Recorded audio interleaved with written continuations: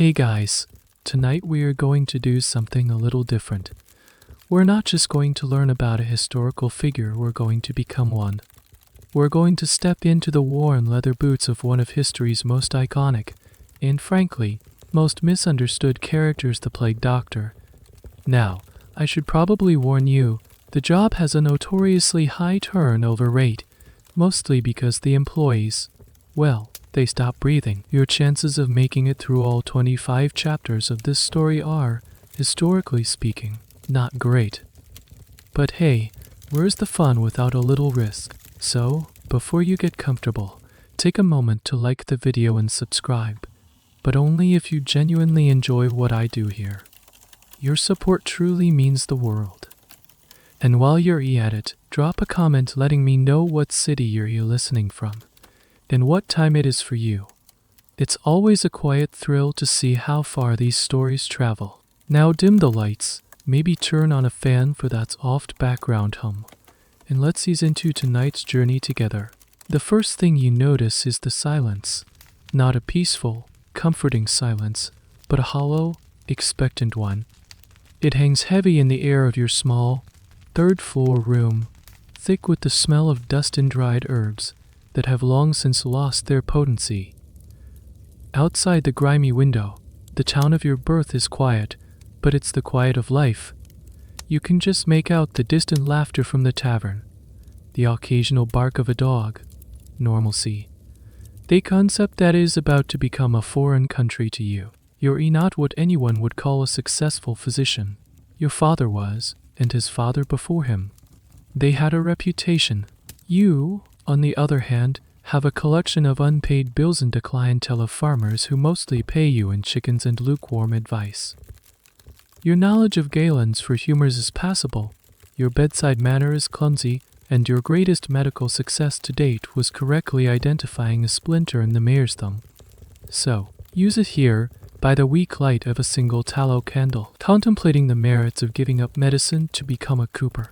At least barrels don't complain. That's when the knock comes. It's not the timid rap of a patient. It's a firm, official thud on your door. You open it to find a courier, a boy looking far too clean and well-fed for your neighborhood. He hands you a heavy parchment scroll, sealed with a glob of imposing, dark red wax you don't recognize. He doesn't wait for a tip. He just turns and clatters back down the stairs as if the very air in your building might be contagious. You hold the scroll in your hands. It feels important.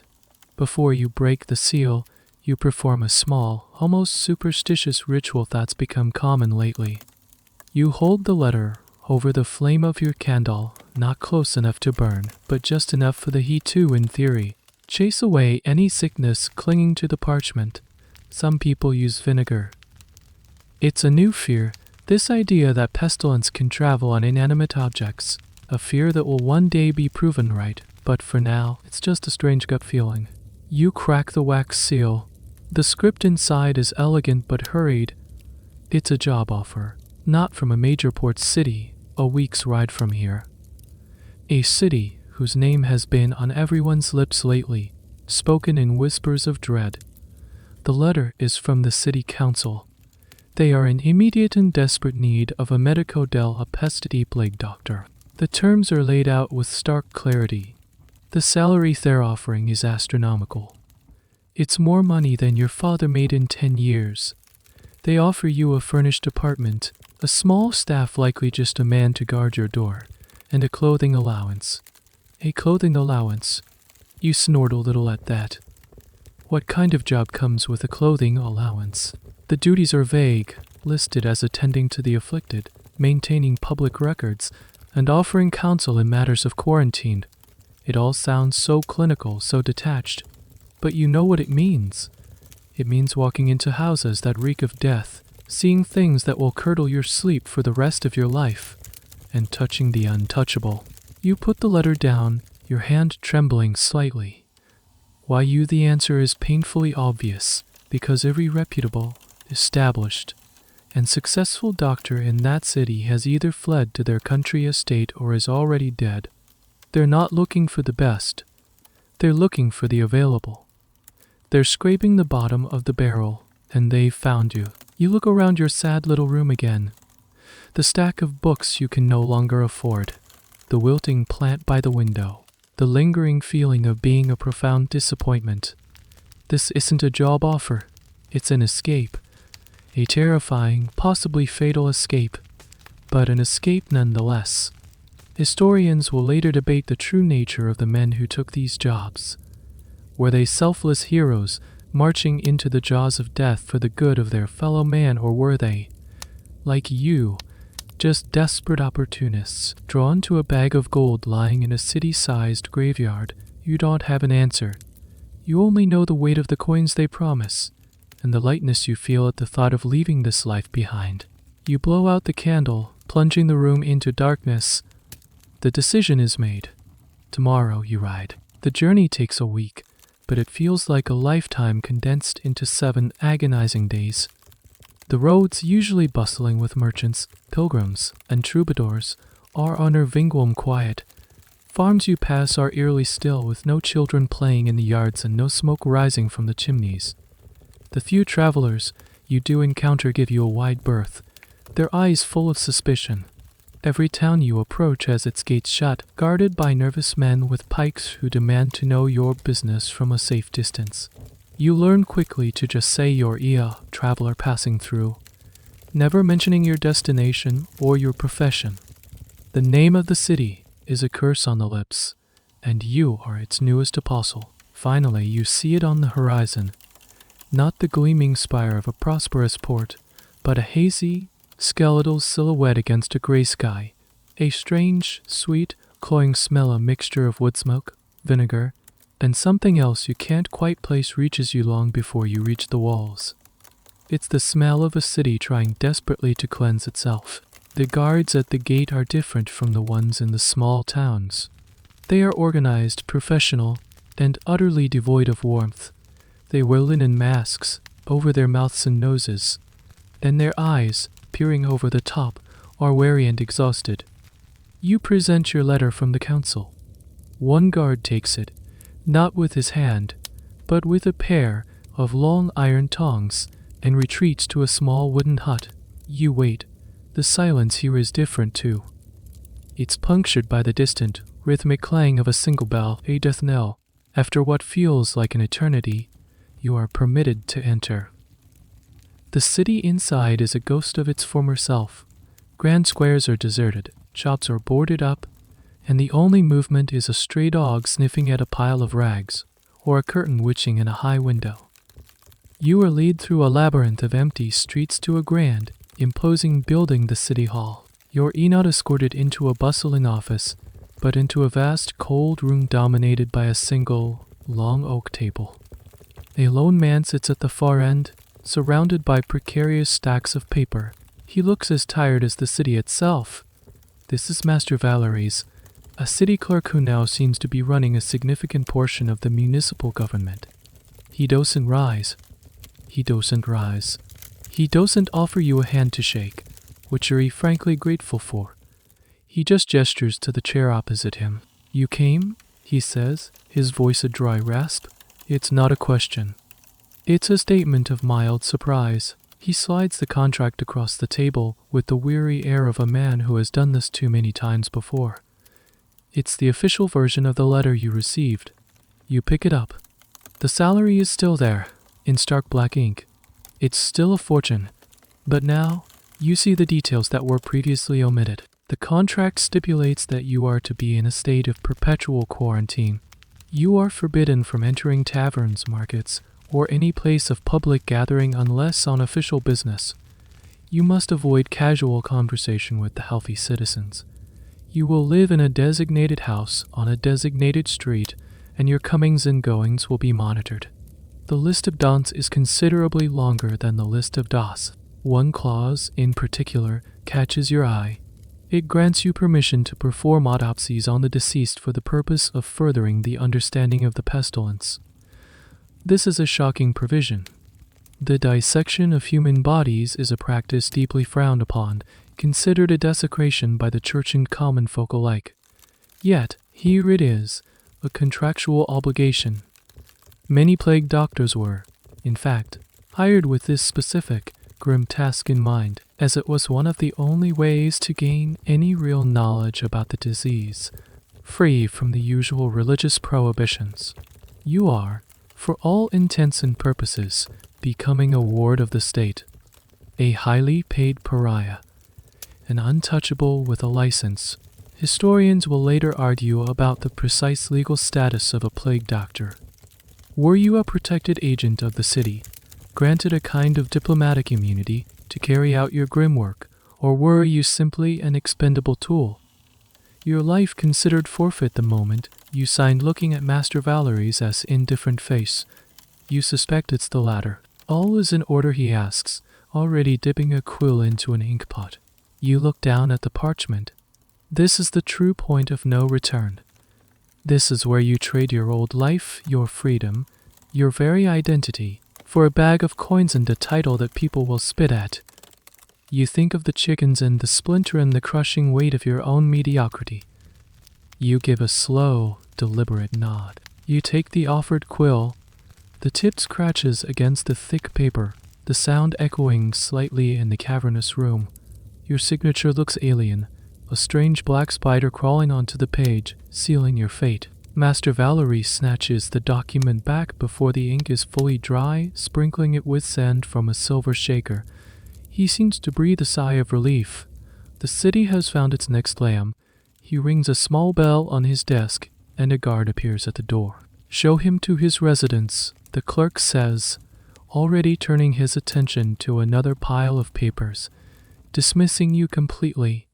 And then take him to the quartermaster. Hell, need his uniform. The guard leads you back out into the hushed streets, your footsteps echoing unnervingly. He walks a few paces ahead of you, as if to maintain a safe distance. You follow him through a maze of alleys until you reach an arrow, three-story house wedged between two larger, shuttered buildings. This is your new home.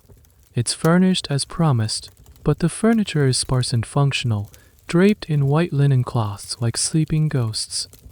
Everything smells faintly of vinegar and lye. The air is cold and stagnant. This isn't a home, it's a holding cell. You don't have time to dwell on it. The guard is waiting, impatient. Your next stop is the quartermaster. This takes you to the city armory, a place that usually rings with the sound of hammers on anvils. Now, it's eerily quiet. In a side room, a man with a leather apron and soot-stained hands waits for you. He doesn't look at you with fear or pity, just the flat, professional gaze of a craftsman. He has a job to do. Your job is to wear what he provides. You stand there in the middle of the room as he takes your measurements, not with a tape, but with a piece of string, which he then measures against a notched stick. He never touches you directly. You can't help but wonder about your predecessors. How many of them stood in this very spot, being measured for a uniform that would ultimately become their shroud? This brings you to a quiet moment of reflection. Who are you, really, to be doing this as you stand there? You are forced to confront the truth of your own medical career, or lack thereof. You didn't graduate from a prestigious university in Padua or Montpellier. You learned your trade as an apprentice to your father, who learned it from his. Your knowledge is a hodgepodge of inherited wisdom, local folklore, and half-remembered passages from translations of ancient texts. The truth is, you are what historians would later classify as a second or even third-rate physician. This was incredibly common. The most esteemed doctors, the ones who treated kings and popes, rarely, if ever, took on the role of a municipal plague doctor. Why would they? They had reputations to protect and, more importantly, lives they valued. The men who filled these roles were often young, inexperienced physicians hoping to make a name for themselves, or charlatans who saw a quick, if risky, path to wealth. Some were failed doctors, like you, for whom this was the only lucrative job offer they would ever see. There's a quiet, ongoing debate among academics about the overall efficacy of these doctors. While some were undoubtedly dedicated, the consensus leans towards them being largely ineffective, more symbolic figures than actual healers. You, standing here, are the living embodiment of that academic consensus. You've never successfully treated a case of anything more serious than a winter chill. Your understanding of the plague is based on rumors and wildly conflicting pamphlets. Some say it's a punishment from God. Some say it's caused by a sinister alignment of the planets. The most popular theory, and the one you vaguely subscribe to, is the miasma theory, the belief that the disease is spread by bad air, a poisonous vapor rising from rotting organic matter. This theory is, of course, completely wrong, but it's the only framework you have, and it will dictate everything you are about to do. You remember your father telling you stories of the last great sickness a generation ago. He spoke of the panic, the bizarre remedies, the way it turned neighbors into enemies. He never claimed to have a cure. He claimed to have survived. That was the extent of his wisdom on the matter. The quartermaster grunts, having finished his measurements. He turns to a large wooden chest in the corner of the room. He heaves the lid open, and a strong, pungent smell fills the air. Our cocktail of wax, leather, and dried herbs. He begins to pull out the pieces of your new identity. One by one, he lays them on a table. A long, dark cloak, heavy leather gloves, a pair of strange, glass-eyed goggles, a wide-brimmed hat, the object that will haunt the nightmares of this city for years to come. He places it on the table with a soft thud. A leather mask with a long, curved, bird-like beak. It looks obscene, grotesque, a piece of some pagan ritual. You stare at it, a cold dread washing over you. This isn't the garb of a healer. It's the costume of a monster from a morality play, a walking personification of death. It will be ready for you by morning, the quartermaster says, his voice muffled by his own mask. The cloak needs to be ray-waxed. You just nod, unable to speak. You are a fraud. A man with barely enough knowledge to treat a common cold, about to declare war on the greatest killer this world has ever known. And you're going to do it dressed as a bird. A deep, hollow feeling settles in your gut. It's the terrifying realization that you are utterly, hopelessly out of your depth. The next morning, you are woken not by the sun, but by a sharp knock at your door. It's the same guard from yesterday. He doesn't speak. He just points to a large bundle wrapped in canvas lying on your doorstep. HES already backing away down the stairs by the time you pick it up. The package is surprisingly heavy. You bring it inside and lay it on the cold floor of your new, empty house. Unwrapping the canvas feels like a bizarre and solemn ritual. The scent of hot waxened herbs is even stronger now. Piece by piece, you lay out your new skin. First, the hat. It's made of heavy, black felt with a wide brim, similar to what a scholar or a gentleman might wear. In theory, it signals your status as a doctor, a man of learning. In practice, you suspect it will just make you a more obvious target for thrown refuse. Next are the undergarments. A simple linen tunic to be worn close to the skin, followed by a set of leather breeches that tie tightly at the ankle. Then come the boots, made of thick, oiled leather that reaches up to your knees. Every piece is designed to create a seal, to leave no part of your skin exposed to the corrupting miasma. You pull on the breeches and boots. They are stiff and uncomfortable. Then comes the main garment, the cloak. It's a long, ankle-length coat made of heavy canvas or gabardine. You run your hand over its surface. It's been freshly coated in a thick layer of soot or scented wax. The idea is that this slick, non-porous surface will prevent the bad air and the poisonous seeds of plague from clinging to your clothes. It's a primitive form of personal protective equipment, the ancestor of the modern hazmat suit. It's also incredibly heavy and non-breathable.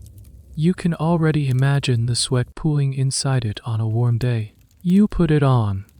The weight settles on your shoulders, a physical manifestation of the burden you've accepted. It rustles and crackles with every small movement. Then come the gloves, made of the same waxed leather, reaching up to your elbows to be tucked securely into the sleeves of the cloak. You flex your fingers. The dexterity is terrible. You'll be lucky if you can hold a pen, let alone perform any delicate medical procedure. Finally, only 2 pieces are left: the goggles and the mask. The goggles are simple, just round crystal eyepieces set into a leather frame. You tie them on. Your vision is immediately restricted, your peripheral view gone. The world is now a tunnel. And then, the mask. You pick it up. It's a masterpiece of morbid craftsmanship. The main part fits snugly over your face, covering you from chin to forehead.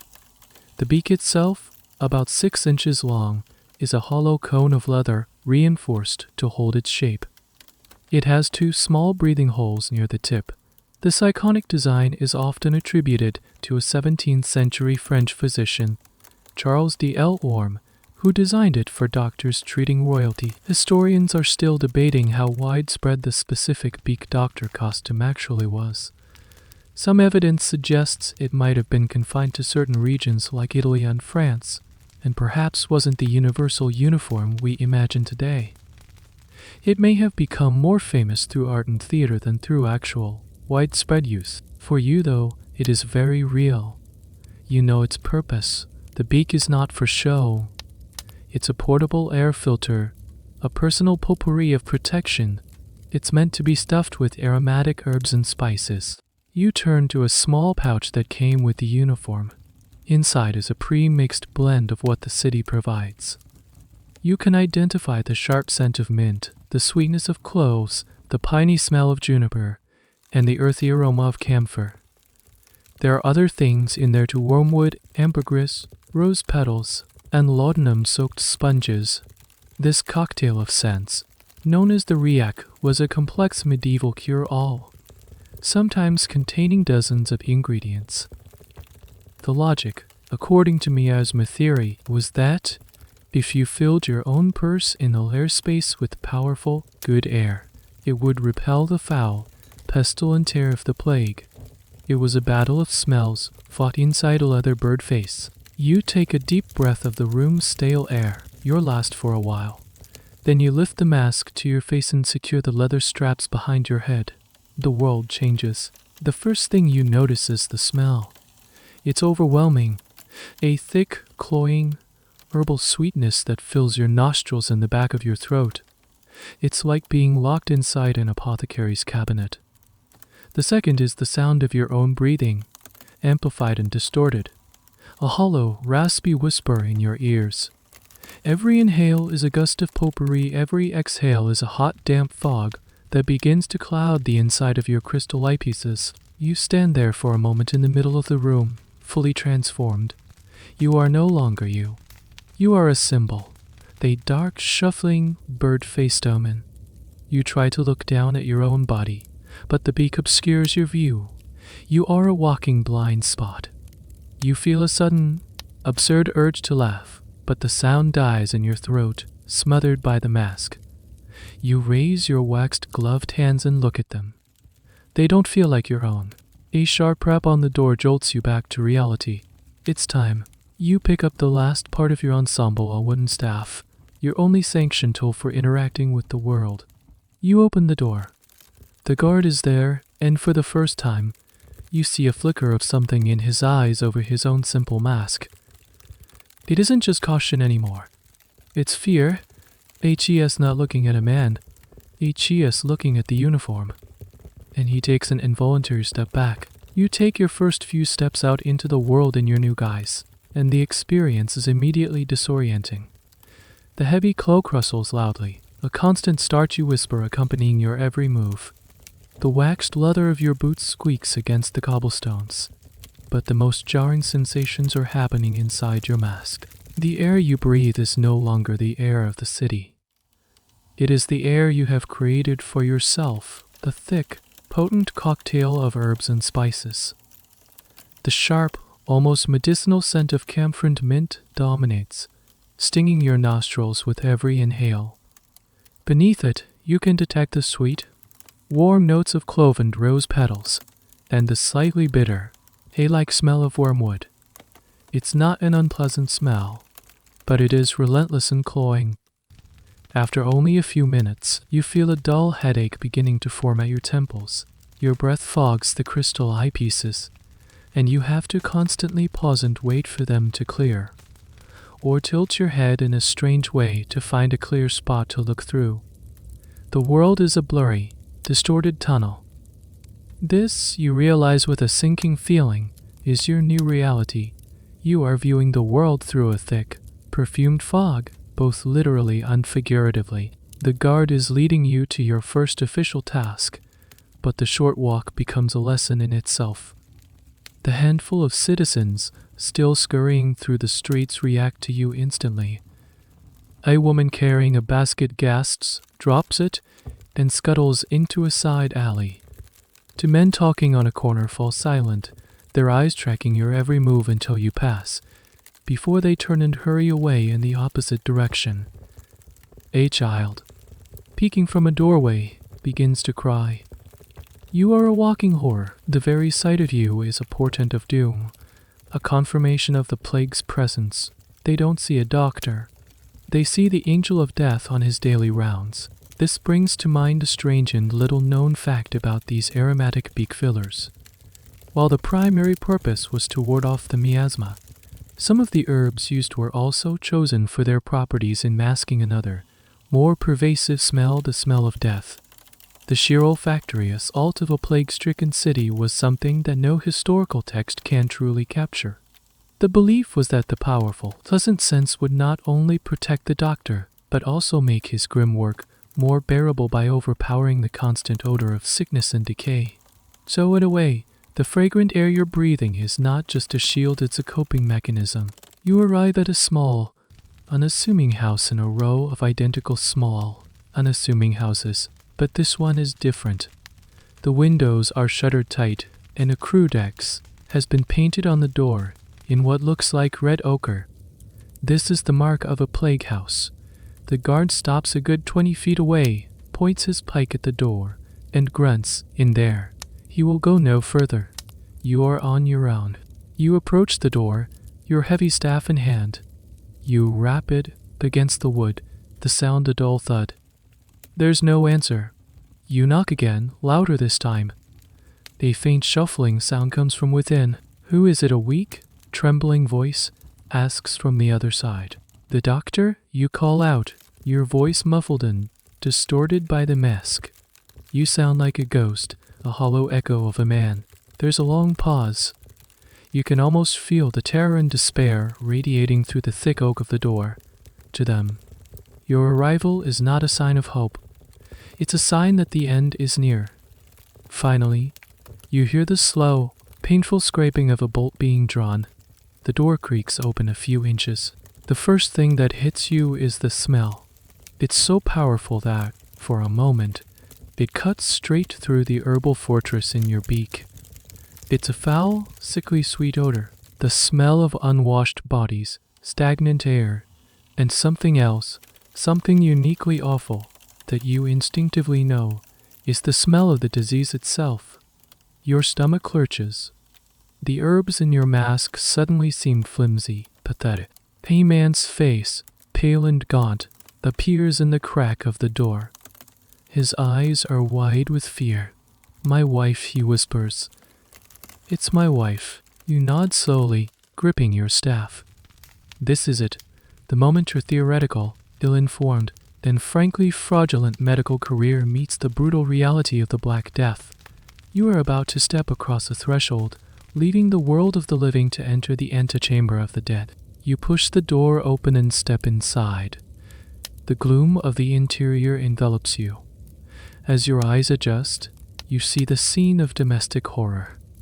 A small, one-room dwelling. A hearth with no fire, and on a simple straw mattress in the corner, a figure lies still beneath a thin blanket. The husband, a man who looks old, but is probably your age, shrinks back against the wall as you enter, as if your very presence contaminates the air further. He watches you, his face a mask of helpless terror. You take a slow, deliberate breath of your perfumed air. It does little to calm the frantic beating of your heart. The weight of your cloak, the tightness of your gloves, the suffocating proximity of the mask, it all feels like a suit of armor made of lead. You are a clumsy, ridiculous, bird-faced fraud, and you are about to pronounce your first sentence. Historians still debate whether these doctors brought any comfort at all, or if their terrifying appearance only compounded the suffering of the afflicted. Standing here in this dark, foul-smelling room, you strongly suspect the answer is the latter. You feel profoundly, terrifyingly alone. You move deeper into the room, your squeaking boots and rustling cloak filling the dreadful silence. The husband stays pressed against the far wall, tracking you with wide, terrified eyes. He makes no move to approach his wife's bedside, a clear sign that fear has now completely overcome affection. You can't blame him.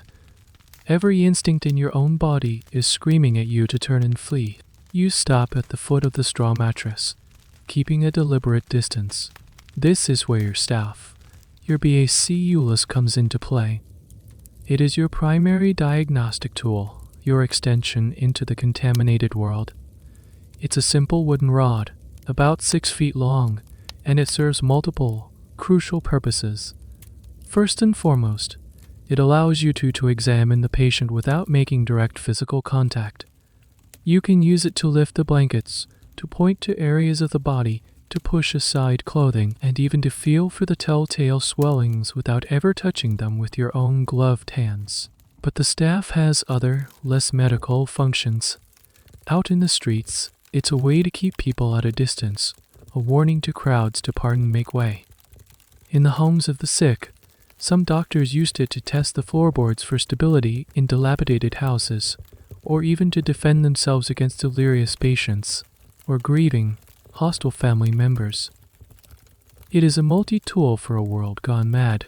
With the tip of your staff, you gently, carefully, lift the corner of the thin, grimy blanket covering the woman on the bed. The smell intensifies. She is frighteningly still. Her skin has a grayish, dusky pallor and is slick with a feverish sweat. Her lips are cracked and dark. She is breathing, but it's a shallow, rapid panting that barely stirs the air. When did she fall ill, you ask, your voice a muffled boom inside your mask. You direct the question to the husband, but you don't turn to look at him.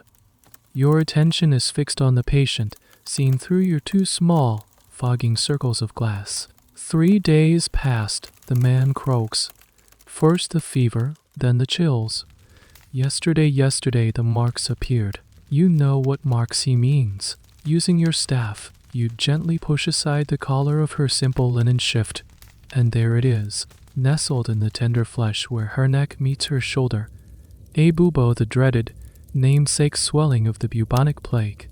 It's a purplish, angry-looking lump, about the size of a small bird's egg, taut and shiny. This is a swollen lymph node, overwhelmed by the bacteria Yersinia pestis.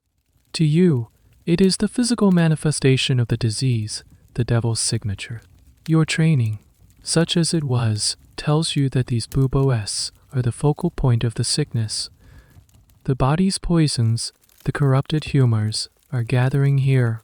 The logical, if brutal, next step is to release them. You turn your head slowly towards the husband. Have you any sharp knives, a razor? The question hangs in the air, thick with unspoken horror. The man flinches. He understands what you're implying. This procedure, lancing the buboes, is one of the most useless treatments in your arsenal. The theory is that by draining the pestilential poisons, you can relieve the body of the disease. In reality, it's an agonizingly painful procedure for the patient and incredibly dangerous for the doctor, as the pus inside is teeming with infectious bacteria. Many doctors likely contracted the plague this very way. A small slip of the knife, a splash of fluid onto an unprotected patch of skin. While this was a mainstream treatment, a strange, lesser-known alternative existed, based on the same principle of drawing out the poison. Some physicians prescribed applying dried toads or figs to the buboes. The belief was that these objects, particularly the toad, would absorb the venom from the body, swelling up as they did so. The patient would have to lie there, with a dead dried amphibian strapped to their rest parts, waiting for a miracle. Historians are still unsure if this was widespread practice, or just a bizarre footnote in fringe medical texts, but it speaks to the sheer desperation of the times. The husband, shaking his head, points to a small wooden chest. "We have nothing of the sort, Master Doctor. We are poor folk." You feel a strange, twisted sense of relief. You are not equipped for this. You have no tools with you, not on this first visit. Your only instrument is the staff in your hands. You are a caricature of a doctor, all costume and no substance. You let the blanket fall back into place with the tip of your staff. You look at the woman, her life fading like a guttering candle flame. You know with a certainty that chills you to the bone that there is nothing you can do for her. All your theories, all your supposed knowledge, crumble into dust in the face of this silent, biological onslaught. You are a witness, not a healer. You turn to leave. "Wait," the husband whispers, his voice desperate. "Is there nothing, no potion, no prayer?" You pause at the door, your back to him. What can you say the truth? That his wife is doomed. That your presence is a mere formality, a piece of civic theater, that you are a fraud who knows more about the price of chicken than the workings of the human body. You do what countless doctors before and after you will do when faced with utter helplessness. You offer false hope. "Pray," you say, the word muffled and distorted, "and keep the window shut tight. The bad air is strongest at night." You don't wait for a reply. You step back out into the gray afternoon, pulling the door shut behind you. The click of the latch feels like a final judgment. The guard is still there, 20 feet away, a silent statue. He sees you emerge. He knows. Everyone knows. You have simply confirmed the inevitable. Leaving the house of the dying woman, you feel a profound sense of hollowness. The guard falls into step behind you, his presence a silent, looming shadow. The city seems even grayer than before, the silence more profound. Your grand entrance into the world of medicine has culminated in you offering a piece of useless advice and then fleeing the scene. You are not fighting a battle, you are merely observing a slaughter from behind a ridiculous leather beak. Your next stop is not another house call, but a visit to the local apothecary. The guard leads you at the entrance to a street lined with shops, pointing you toward a building with a faded wooden sign depicting a mortar and pestle. This is where you are to procure the tools of your trade, the potions and poultices that will form the bulk of your cures. The apothecary's shop is one of the few businesses still open, but it operates under strict quarantine rules. A heavy wooden counter blocks the entrance, preventing customers from entering the shop itself. The apothecary, a small nervous man with ink-stained fingers, stands behind it, viewing the world through a screen of thick glass jars filled with colorful liquids and dried herbs. He recoils slightly when he sees your full uniform. "The council sent you," he states, his voice thin and dreary. "Your account is already established. What do you require?" You consult a small, pre-written list given to you by Master Valerie's. It's a standard plague doctor's shopping list. You read the items aloud, your voice muffled and strange. "Powder of unicorn horn," you begin. The apothecary nods, turning to scrape a fine, white powder from a large, spiraled horn mounted on his wall. You and he both know this is not from a mythical unicorn. It's almost certainly the tusk of a narwhal, imported at great expense from the far north. Its rarity gives it a powerful mystique.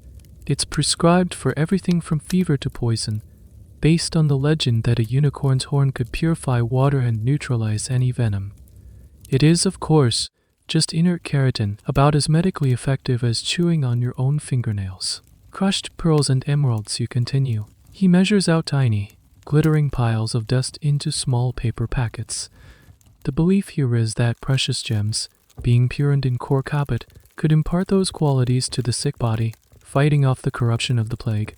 It's an expensive and utterly useless treatment, but it makes the wealthy patients feel like they are receiving the best possible care.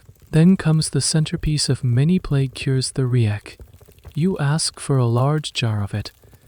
The apothecary retrieves a dark, sticky, treacle-like substance from a large ceramic pot. The riek was the super drug of the medieval and Renaissance world. Originally formulated in ancient Greece as a universal antidote to poison.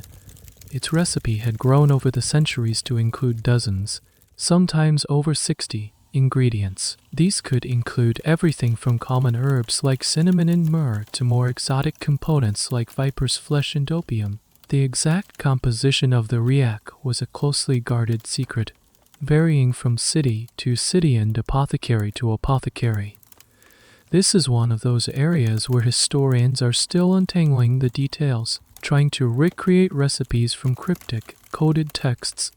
Was there any active ingredient that might have helped? Perhaps the opium, which would have at least dulled the pain and provided some comfort to the dying. But for the most part, it was a complex and expensive placebo. You also request a block of terra sigillet A or sealed earth. The apothecary hands you a small, reddish clay tablet stamped with an official-looking seal. This was medicinal clay, sorts from specific locations like the island of Lemnos and believed to have powerful curative properties against poison and plague. Patients would dissolve a small amount in wine or water and drink it. It's another ancient remedy, trusted for centuries, with little to no actual effect beyond perhaps settling a nervous stomach. As the apothecary gathers these items, you notice a small, dried toad hanging from a rafter. It brings to mind the alternative treatment you had thought of earlier. You ask him about it. Ah, the toad remedy, he says, a flicker of professional interest in his eyes. A classic of the genre. Some physicians swear by it. You take a live toad, hang it by its legs in a chimney until it is dried and hard as dust. Then you grind it into a powder and wear it in a pouch around your neck. It is said to draw the poison from the air before it can enter you. He pauses. Others, of course, say you must apply it directly to the bubo. The debate rages on. You decline to add a dried toad to your order. Even for you, it feels a step too far into the realm of folk magic. He finishes packing your supplies into a leather satchel. You have a bag full of useless dust, a jar of glorified molasses, and a lump of special dirt. This is your arsenal. This is the hope you will be selling to the desperate families of the city. As you turn to leave, the apothecary calls out, "A word of advice, doctor." You pause. The last one, your predecessor. He was a great believer in a vinegar wash. Washed his hands, his mask, his coins in it. Said it kept the seeds of plague from taking root. He shrugs. They buried him last Tuesday. The comment hangs in the air, a cold and pointed reminder of the futility of it all. You don't respond. You just take your bag of useless cures and step back out into the street. Your job is not to heal, you're beginning to understand. Your job is to perform a series of well-established, expensive, and completely pointless rituals. You are an actor in a play for a dying audience. The next day, you are summoned to a slightly more affluent part of the city, a merchant's house. The fee for this visit has been paid directly to the city council, and it is substantial. This time, you are expected to do more than just observe and offer platitudes. You are expected to act. You arrive at a large, timber-framed house. The door is opened by a servant who is visibly trembling, her face pale under her linen coif. She doesn't look at you, but gestures towards a staircase before scurrying away into the depths of the house. You are prepared. In your new leather satchel, you carry the tools of your trade, not the expensive, useless powders from the apothecary, but something far more basic and brutal. A small, sharp lancet and a bundle of clean linen bandages. The master bedroom is opulent, a stark contrast to the hovel from your first visit. A grand, four-poster bed with heavy velvet curtains dominates the room. The air, however, smells the same. That sickly sweet odor of decay hangs heavy beneath the scent of expensive beeswax candles. In the bed lies the merchant, a portly man whose skin is now a ghastly shade of gray. His wife sits by the bedside, weeping silently into a silk handkerchief. The merchant is delirious, muttering incoherently. His wife points, her hands shaking, to a large, angry-looking bubo in his armpit. It is larger than the one you saw on the woman, swollen and dark, the skin stretched taut and shiny over it. It looks like it's ready to burst. "Please, doctor," the woman pleads, her voice thick with desperation. "They say the poison must be let out. Can you do it?" This is the moment. You are being asked to perform one of the quintessential acts of a plague doctor lancing a bubo. You take a deep breath of your perfumed air, the herbal scent doing nothing to calm the tremor in your own hands. You know the theory, as flawed as it is. The body's humors are out of balance. The black bile, the most malevolent of the four, has become corrupted and has gathered in these swellings. To restore balance, this foul concentration of poison must be drained. You take out your lancet. It's a simple, sharp-pointed blade. You also take out a small vial of vinegar, another item from the apothecary. You unstopper it and pour a little over the blade, a token gesture of cleansing that is more ritual than science. The concept of antiseptic sterilization is centuries away. You approach the bed. The woman shrinks back, giving you space. You use your staff to gently lift the merchant's arm, exposing the swollen gland. The man groans in his delirium, but doesn't resist. The bubo is hot to the touch, even through your leather glove. You can feel the pressure of the fluid inside. Now, you must perform the act. With one hand holding the staff to keep the arm in place, you take the lancet in the other. Your fine motor skills are severely hampered by the thick glove. Your vision is narrowed by the goggles. Your own breath is a loud, ragged sound in your ears. This is a recipe for disaster. You say a silent, desperate prayer and make a quick, decisive cut. The lancet slices through the taut skin. There is an immediate gush of fluid. It is not clean blood, but a thick, dark, foul-smelling mixture of pus and necrotized tissue. The smell is stomach-turning, a concentrated version of the stench that fills the room. You recoil instinctively, pulling your hand back just in time to avoid being splashed. This moment is the single most dangerous part of your job. A single drop of this fluid on your skin, in your eye, could be a death sentence. The merchant lets out a shriek, a moment of pure agony cutting through his fevered haze. He thrashes in the bed. His wife screams. You press a wad of the clean linen against the wound, trying to staunch the flow and absorb the noxious discharge. The linen is immediately soaked. This is the grim reality of the procedure. It is excruciatingly painful for the patient. It offers no real therapeutic benefit, as the bacteria are already systemic, raging through the patient's bloodstream. In fact, the open wound, which you have just created with an unsterilized knife, is now a perfect entry point for secondary infections. In many cases, this procedure likely hastened death rather than preventing it. Yet, there was an even more extreme version of this practice. Some medical texts from the period advocated for not just lancing, but the application of caustic agents to the bubo-s to burn them open. This involved using powerful substances, like poultices made of quicklime, to essentially burn a hole in the patient's skin to allow the poison to drain. It's a method that sits on the horrifying border between medicine and torture. Whether this was a common procedure or the theory of a few particularly zealous physicians is, thankfully for the people of the past, still a matter of academic debate. You manage to bandage the wound tightly. The merchant has fallen silent again, exhausted by the pain. He seems smaller in the bed now, drained. You have done what was asked of you. You have performed the ritual. The merchant's wife looks at you, her eyes wide with a mixture of horror and desperate hope. Is it done? Will he be well now? You look at the man in the bed, his breathing shallow. You look at the blood-and pus-soaked trags on the floor. You have released the poison, but you know you have cured nothing.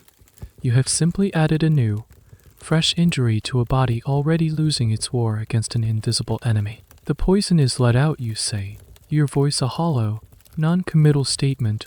The rest is in God's hands. You gather your things, leaving the soiled linen on the floor.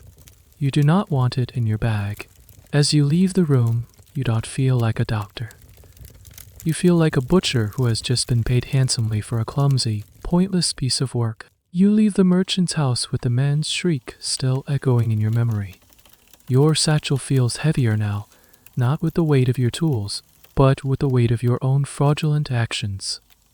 The city council may be paying you, but it's the hope of families like the merchants that truly lines your pockets, and it's a currency that feels increasingly toxic. Your work is not done for the day. Your list of appointments, delivered by a silent runner each morning, directs you to the home of a wealthy widow. Her son, a young man of 20, has taken ill. This time, the family is not asking for a bloody, invasive procedure. They have heard of your access to the finest remedies, the kind of medicine that only real money can buy. They want a cure in a bottle. They want potion. The house is even more opulent than the merchant's. Dark polished wood, heavy tapestries on the walls, and the faint, incongruous scent of beeswax and roses fighting a losing battle against the encroaching odor of sickness. You are led to a library, a room lined with expensive, leather-bound books that you suspect have never been read.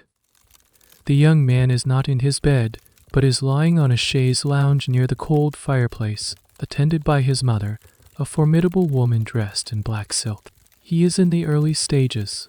The fever is high, and HES shivering, but he is still lucid. He watches you with wide, fearful eyes as you enter. There are no visible buboes yet, but the telltale signs are there: the unnaturally flushed skin, the slight confusion, the dark, bruised-looking patches, known as petechia, beginning to appear on his hands. These are the tokens of the plague, a sign of subcutaneous hemorrhaging. His mother, her face a mask of aristocratic composure, gets straight to the point. "Doctor, I will not have my son cut open like some animal at the market. I am told you have access to the finest compounds. I will pay whatever is necessary. I want the unicorn's horn." You nod slowly, the movement exaggerated and bird-like because of your costume. This is a different kind of performance. Not the bloody theater of the lancet, but the subtle theater of the placebo. You reach into your satchel and produce one of the small paper packets given to you by the apothecary. You hold it out. The widow takes it from you as if it were a holy relic. Inside is a small amount of fine, white powder, the ground-up narwhal tusk you purchased yesterday. To her, this is a substance of immense power and value, a direct counter-agent to the plague's poison. Mix a small pinch of this with wine, you instruct, your voice low and mysterious. Give it to him at sunset and sunrise. It will purify his blood. She clutches the packet to her chest, her composure finally cracking with a flicker of desperate hope. And the bezoar stone, I have heard of its power. You are momentarily taken aback. The bezoar stone. This is a remedy even more rare and expensive than the unicorn horn. It's a small hard mass, a sort of stone, taken from the stomach of a goat or other ruminant. It's essentially a hairball gallstone, formed from layers of indigestible material. Because these animals could eat poisonous plants without harm, the belief was that the stone formed in their gut must be a universal antidote, and its fame was such that Queen Elizabeth I was said to have kept one set in a silver ring for her own protection. You don't have a bezoar stone. The city's budget, while generous, doesn't stretch that far. The one the apothecary had in his shop was likely a fake, made of clay unpainted to look authentic. The horn is more potent for this stage of the affliction. You lie smoothly. The stone is for ailments of the gut. We must match the cure to the imbalance. She accepts this without question. Your authority comes not from your knowledge, but from the terrifying costume you wear and the mystique of the rare ingredients you carry. You then produce your other prize cure, the jar of black sticky the riek. You unstopper it, and a complex, spicy sweet smell briefly competes with the herbs in your mask. This is a Venetian compound, you say, giving it a false but impressive pedigree. 1 spoonful, twice a day? It will fortify his humors and drive the pestilence from his organs. You are essentially prescribing a regimen of powdered tusk and expensive jam. These treatments are entirely theatrical. Their value is not in their chemical properties, but in their story. Unicorns, precious gems, secret Venetian formulas, they are all narratives that provide a sense of control and hope in a situation that has none. The academic debate about these remedies is not about whether they worked, they didn't, but about the psychology behind their use. Were the doctors who prescribed them cynical charlatans fleecing the rich, or did they genuinely believe in the power of these exotic substances? Standing here, you realize the answer can be both. You have no faith in the cure, but you have absolute faith in the widow's need to believe in it. You have done your duty. You have provided the most expensive, most sought after, then most useless medicines available. The widow will pay the city a handsome sum for your visit, and in return, she receives a few days of hope, a story to cling to as her son's life slips away. You have sold her a fantasy, an edible fairy tale. As you pack your satchel and turn to leave, you feel a different kind of grime on you. It's not the physical filth from the lanced bubo, but a moral stain. You are not just a bad doctor. You are a very good man, and in this city, at this time, the two jobs are almost indistinguishable. The days that follow blur into a grim, repetitive cycle. House after house, victim after victim, you perform your useless rituals, dispensing false hope in the form of powdered tusks or a quick, brutal cut of the lancet. But there is another procedure in your repertoire, one steeped in centuries of medical tradition, as mainstream as it is ineffective bloodletting. You are called to the home of a university scholar, a man in his late 50s who has barricaded himself in his study, surrounded by the ancient texts he so loves. He has the plague, and he knows it. But he is a man of learning, a man who believes in the classical principles of medicine. He doesn't want charms or potions. He wants the logical, scientific treatment of his day. He wants you to balance his humors. You find him sitting upright in a high-backed chair, a thick blanket over his lap. He is sweating and pale, but his eyes are lucid and intense. He has diagnosed himself. It is an excess of blood, he says, his voice weak but firm. Sanguine corruption. It must be let out. He is, of course, referring to the theory of the four humors, the bedrock of Western medicine for over 1500 years. The idea, inherited from the ancient Greeks, is that the body contains four essential fluids: blood, phlegm, yellow bile, and black bile. Health is the result of these four humors being in perfect balance. Sickness is a result of one of them being in excess or corrupted. The plague, with its high fevers and dark, bruised skin, was often diagnosed as a problem with the blood. The logical cure removed the excess, corrupted blood. You are, once again, expected to comply. You have two methods at your disposal. The first and most common is venesection. This involves cutting into a vein, usually in the crook of the elbow, and letting a certain amount of blood flow into a bowl. The second method, used for more localized ailments, involves leeches. You open your satchel.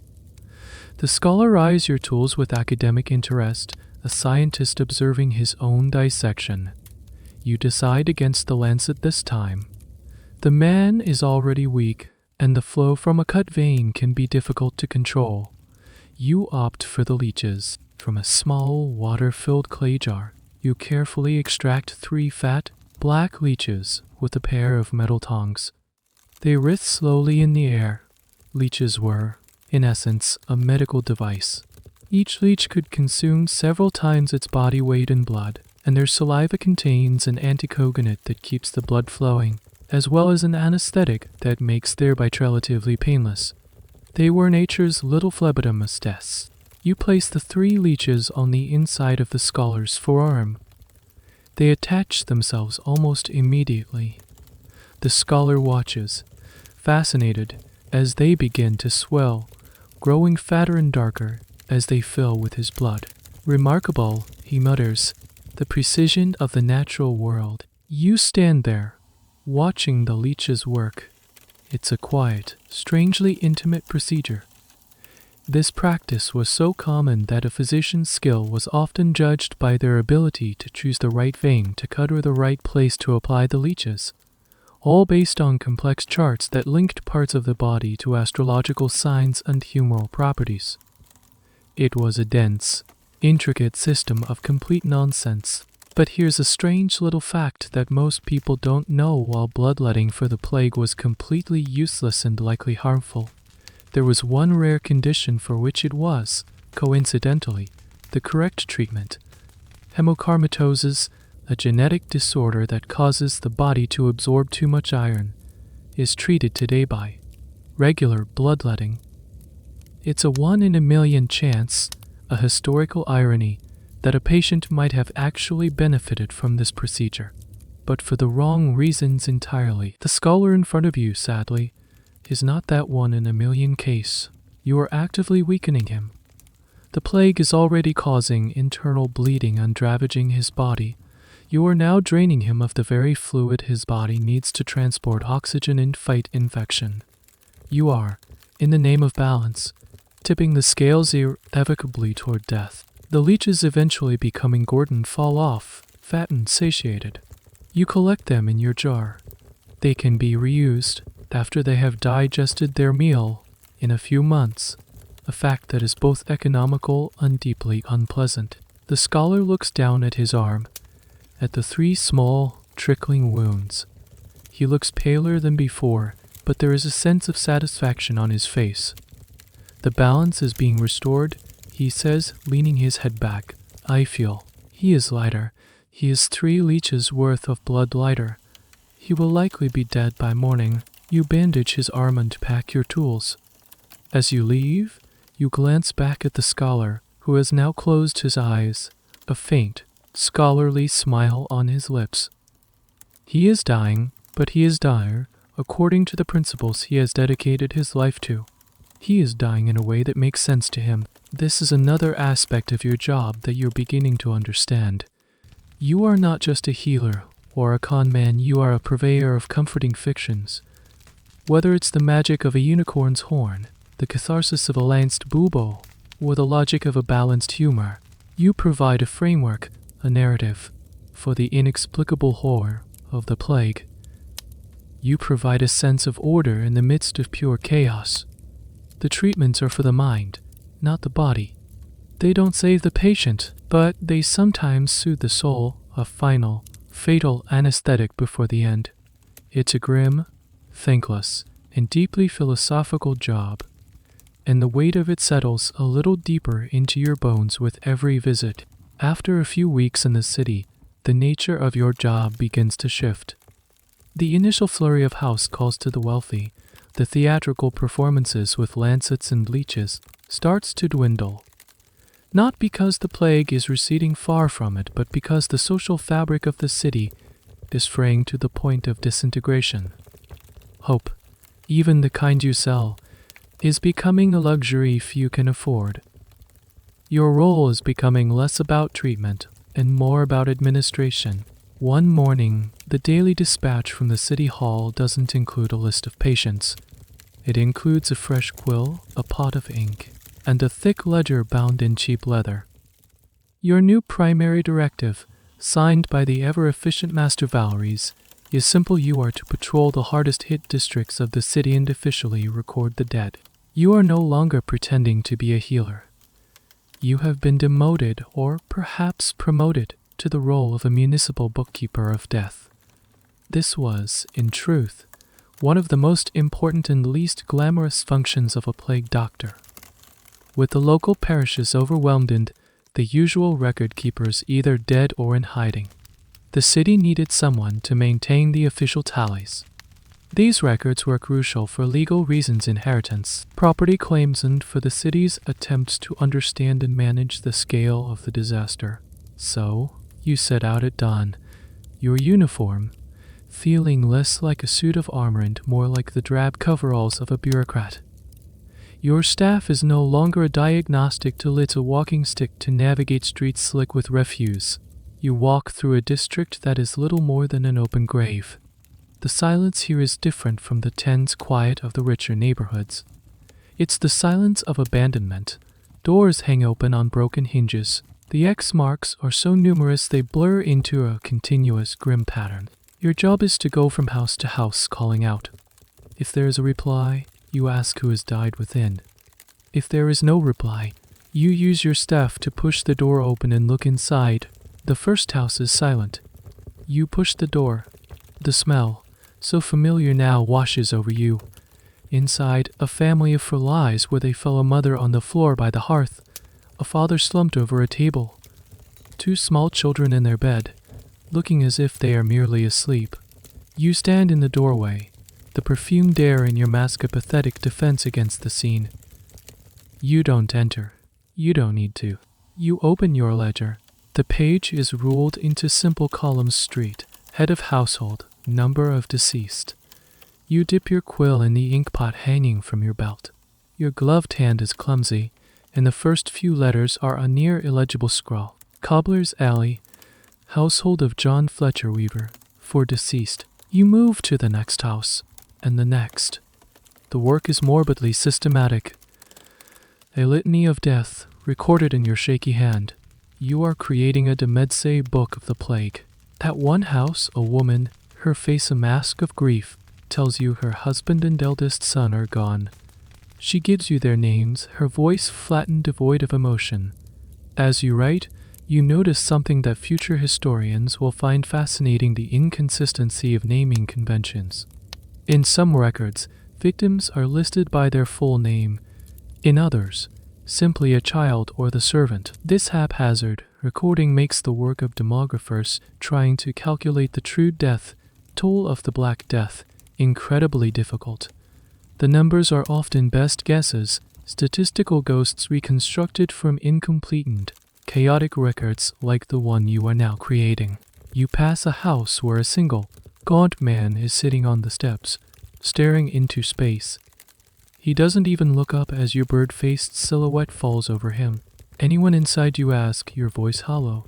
"My wife," he says, his voice a dry whisper. "Yesterday." You make the entry, the Acres Row. "Wife of?" You pause. "Your name, ma'am." "It doesn't matter," he says, and continues his vacant stare. You write, "Wife of unnamed man." Another ghost for the ledger.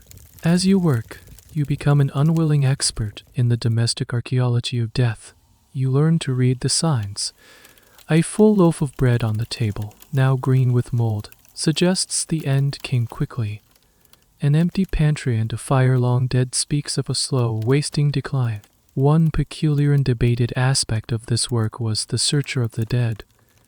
In some cities, particularly later, in places like London, this was a specific, official role, often held by older women.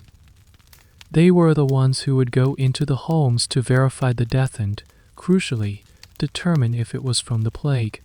They were, in essence, the front-line diagnostician. It's a matter of academic argument whether the formally attired plague doctor would have been doing this grim, hands-on verification himself, or if, like you, he was more of a high-level administrator, taking the word of survivors or simply marking down the silent houses. Your contract is vague, but your instinct for self-preservation is not. You do not touch. You do not enter further than the doorway. You just look, write, and move on. By midday, you have filled 3 pages of your ledger. The names and numbers swim before your eyes. Fletcher, Smith, Cooper, Tanner. The tradesmen and their families who were the lifeblood of the city, now reduced to ink on a page. The sheer, relentless scale of the mortality is numbing. You are not just recording deaths, you are recording the death of a community. You find a deserted square to sit for a moment, the ledger heavy on your lap. The sun is high in the sky, but it offers no warmth. You are a scribe in the court of pestilence, and the story you are writing is one of absolute annihilation. Your work as a death accountant continues, but soon a new, more public duty is added to your grim portfolio. It's no longer enough to simply record the dead within the privacy of their homes. The city needs to broadcast the presence of the plague to create a visible map of the infection for all to see. Your job is to mark the houses of the afflicted.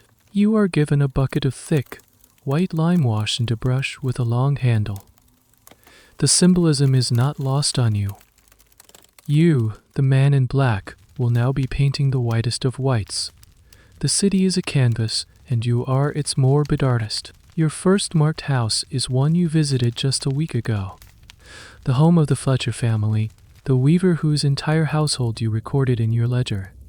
The door is still shut, the silence within absolute. You dip your long-handled brush into the bucket of lime wash. It's thick and pasty. You lift the heavy brush and paint a large, crude cross on the weathered oak of the door. The white is stark and brilliant against the dark wood. It's a primal symbol, a sign of both faith and warning, a plea for God's mercy and a command for man to stay away. Beneath the cross, you are instructed to paint a simple phrase, "Lord, have mercy upon us." Your lettering is clumsy, the white paint dripping down the door like tears. When you are finished, you step back to look at your work. The house is no longer just a private residence where a tragedy occurred. It is now a public monument to the plague. It is a tomb, sealed not by stone, but by a sign. This practice of marking doors was one of the most visible and terrifying aspects of plague management. It was a brutal but effective method of enforcing quarantine. Once a house was marked, the occupants, the sick and the healthy alike, were forbidden from leaving. Food might be passed to them on long poles or left on the doorstep, but they were effectively imprisoned in their own homes. For a family with only one sick member, this was a death sentence for everyone inside. The healthy would be trapped with the dying, waiting for their own turn to fall ill. You move to the next house on your list, then the next. You become a wandering sign painter of despair. The physical act is arduous. The lime wash is heavy, your arm aches, and the mask makes you clumsy. But the emotional toll is worse. With every cross you paint, you are condemning a family. You are the one who makes their private suffering a public spectacle of fear. People watch you from their windows. You can feel their eyes on you, a mixture of terror and hatred. You are the man who brings the white cross. You are the face of their imprisonment. A small stone is thrown in your direction, clattering harmlessly on the cobblestones a few feet away. It's a small act of defiance, a gesture of helpless rage. You don't react. You just dip your brush and move to the next door. There's a curious historical debate surrounding the enforcement of these quarantines. How effective were they really in a city riddled with corruption and desperation? It's likely that many of these seals were broken. Guards could be bribed. Healthy family members might escape through back windows or over rooftops under the cover of darkness, carrying the disease with them into uninfected parts of the city. So while the marked door was a powerful symbol of state control, its practical effectiveness is still questioned by historians. It may have been as much about creating an illusion of order as it was about genuinely containing the spread. You come to a house where the family is still alive. The father stands in the doorway, his face a granite mask of defiance. His daughter is sick inside, but he refuses to be sealed in. "You will not mark my door," he says, his voice low and dangerous. He holds a heavy iron poker in his hand. You stop. Your contract with the city gives you authority, but it doesn't provide you with a personal guard for situations like this. You are a bureaucrat, not a soldier. You could retreat and report him to the city watch, who would then come and enforce the quarantine by force. But you look at the man's eyes, the desperate, fierce love for the family he is trying to protect, and you see a mirror of the city's own desperation. What do? The historical record is full of stories of resistance to these measures. You are the agent of a deeply unpopular and cruel policy. You make a decision. You lower your brush. You give the man a slow, almost imperceptible nod, a moment of silent, human connection between two people trapped in an impossible situation. You turn and walk away, leaving his door unmarked. It's a small act of rebellion, a dereliction of your duty. It is also perhaps the most human thing you have done since you arrived in this city. You know the girl inside will likely die. The rest of the family may follow. But you have given them the choice to face it on their own terms, without the white cross of public shame on their door. You continue down the street, your bucket of lime wash feeling heavier than ever. You have just discovered a new, terrible power, the power to condemn and the power to spare, all with a flick of a brush. You mark the next door on your list with a little more force than necessary, the white cross darkened and forgiving, as if to punish yourself for your moment of weakness. The work is not just about marking houses, it's about marking your own soul. As your days solidify into a routine of marking doors and recording names, a new sound becomes the constant, grim soundtrack to your life in the city. It's not the tolling of the church bells anymore. The sextons are either dead or have given up trying to keep pace with the dying. The new sound is the rumble of wooden wheels on cobblestones and the monotonous, mournful cry of a single voice. Bring out your dead. It's the death cart, a simple, flat-bedded wagon drawn by a tired old horse, tasked with the most unpleasant job of all, collecting the bodies.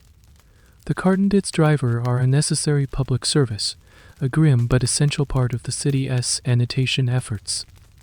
Leaving bodies to decay in homes or on the streets would only worsen the miasma, the foul air believed to be the source of the plague. You first encounter the cart on a narrow street at dusk.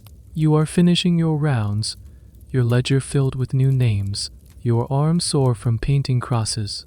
You hear the telltale rumble and the cry echoing from a few streets over. You press yourself into a doorway, as is your habit, to let it pass. The cart comes into view, pulled by a skeletal horse. It's piled high with the day's harvest.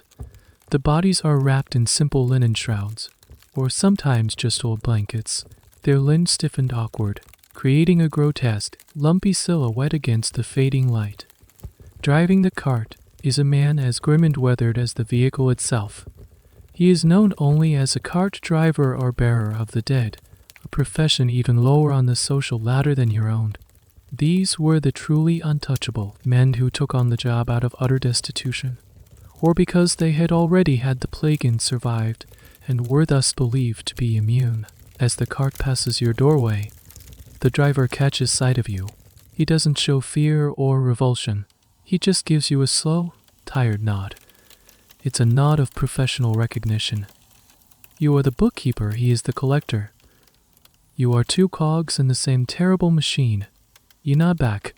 It's a strange moment of camaraderie in a city where human connection has all but evaporated.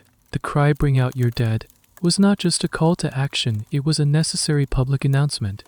When a family heard the cart approaching, they were expected to bring their deceased family members out of the house and place them on the street for collection. It was a final public and deeply undignified farewell. No funeral rites, no solemn procession, just a simple transaction on a dirty street corner. You follow the cart at a distance, morbidly curious about its final destination. It rumbles through the empty streets, its grim cargo shifting with every jolt. It heads towards the edge of the city, towards a field just beyond the walls. Here, you see the final solution to the city's problem. Plague pits, vast, deep trenches dug into the earth by crews of laborers who were paid hazardously well. The cart backs up to the edge of one of these pits. The driver, with a grim efficiency, begins to unload his cargo. He tilts the cart, and the bodies tumble out, a cascade of shrouded forms falling into the darkness of the trench below. There is no ceremony. No prayers are said. Once the pit is full, it will be covered with a layer of quicklime to hasten decomposition, and then sealed with earth. This method of mass burial was a practical necessity. The churchyards were full. The sheer number of dead made individual burials impossible. It's a horrifying image, but here's a lesser-known archaeological detail. When these plague pits are excavated today, they provide a stark and invaluable snapshot of the population. Skeletons can reveal information about the age, sex, and general health of the victims, showing that the plague was often an indiscriminate killer, taking the young and healthy as well as the old and infirm. These pits are a silent, layered archive of the catastrophe. You stand there, watching from the shadows, until the cart is empty. The driver doesn't linger. He turns his horse and begins the slow journey back into the city. ready for the next day's collection. The image of the tumbling bodies is seared into your brain. The weaver and his family, the merchant, the scholar, the widow's son, are they in there reduced to anonymous bundles in a communal grave, all their wealth, their learning, their love and their grief, ending in a dusty pit on the edge of town. This experience solidifies a growing, terrifying realization. Your role, your entire profession, is a farce. You are merely managing its outputs. You count the bodies, you mark the doors, and then the cart comes and tiddies them away. It's a system, a process. You are part of an elaborate, city-wide effort to sweep death under the rug, to maintain a sliver of order and sanitation in the face of utter chaos. You turn away from the pit and walk back towards your lonely, vinegar-scented house. The sound of the death cart's wheels seems to follow you, a rhythmic, rumbling reminder of the futility of your existence here. You are not a doctor. You are a glorified undertaker's assistant, a man who tiddies the paperwork before the bodies are thrown into a hole. The city has stripped you of your identity, your purpose, and now it strips you of your social life. Not that you had much of one to begin with, but the rules of your quarantine, once just words on a contract, are now a suffocating reality. Your life shrinks to the size of your lonely house and the plague-stricken streets you patrol. The simple act of eating becomes a daily exercise in isolation. You cannot go to the market. You cannot enter a bakery. The city provides you with a stipend for food, but spending it is a challenge. Your meals are transactions conducted at a distance.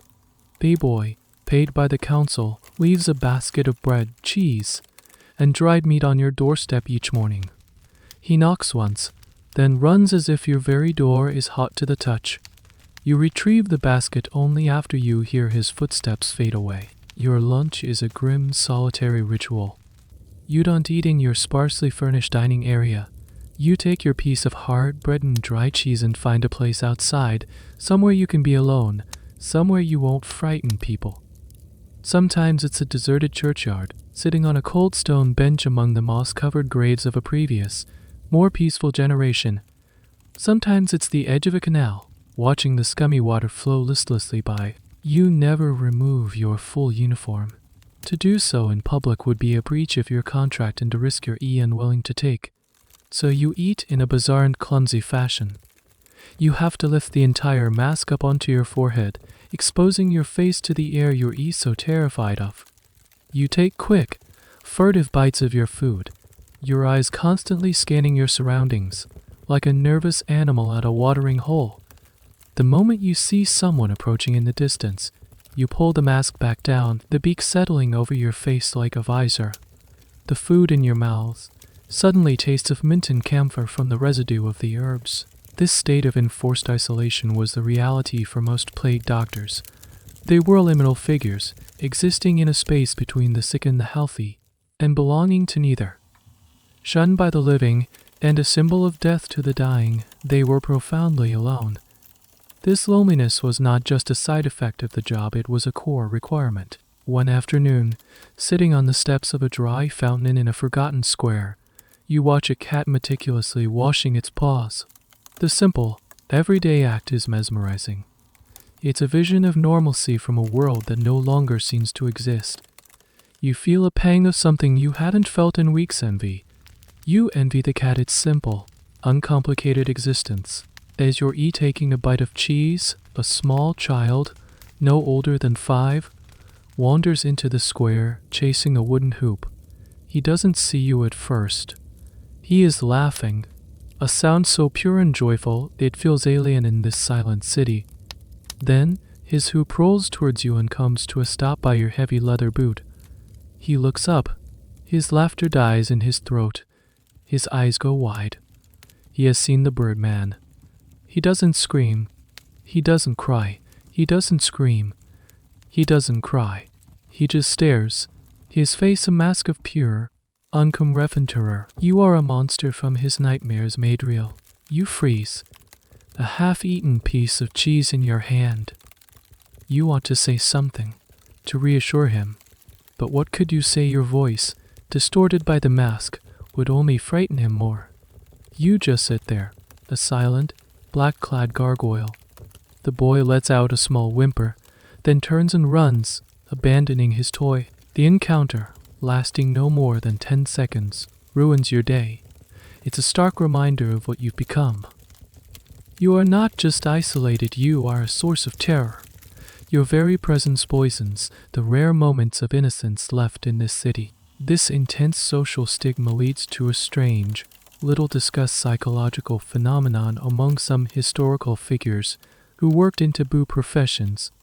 There's a debate among historians and psychologists about the long-term mental health effects on people like executioners, torturers, and, yes, plague doctors.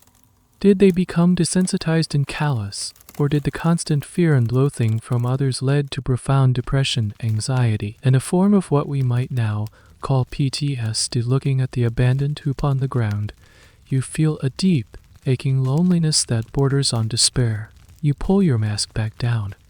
The familiar, cloying scent of the herbs fills your senses. It's a strange comfort, the only constant in your life. You get up, leaving your unfinished lunch on the steps of the fountain. You've lost your appetite. You walk back to your empty house. The silence inside is no longer a relief from the city, it's an extension of it. You are living in a quarantine of one. The city pays you a fortune, but you are a prisoner, locked in a cage made of fear, loneliness, and a ridiculous bird mask. The coins piling up in a chest in your room are worthless because there is nothing and no one to spend them on. Your work evolves again. The city council, in its desperate and often clumsy attempt to manage the crisis, has implemented a new strategy. Direct house calls are becoming too dangerous and time-consuming. Instead, you are to conduct consultations from a distance. You are becoming a master of telemedicine, 14th century style. The process is as strange as it is inefficient. You are given a list of addresses, but you are not to enter the homes. You are to stand in the street and have the family members shout their relatives' symptoms to you from a second-story window. You, in turn, are to shout your diagnosis and prescribed treatment back up to them. You stand on a cobblestone street, staring up at a tightly shuttered window. You cup your gloved hands around your beak, an absurd gesture, and call out the family's name. Oh, the household of Marco the Dyer. After a moment, a window creaks open on the floor above, and a woman's face, pale with worry, peers down at you. Doctor, tell me of the afflicted.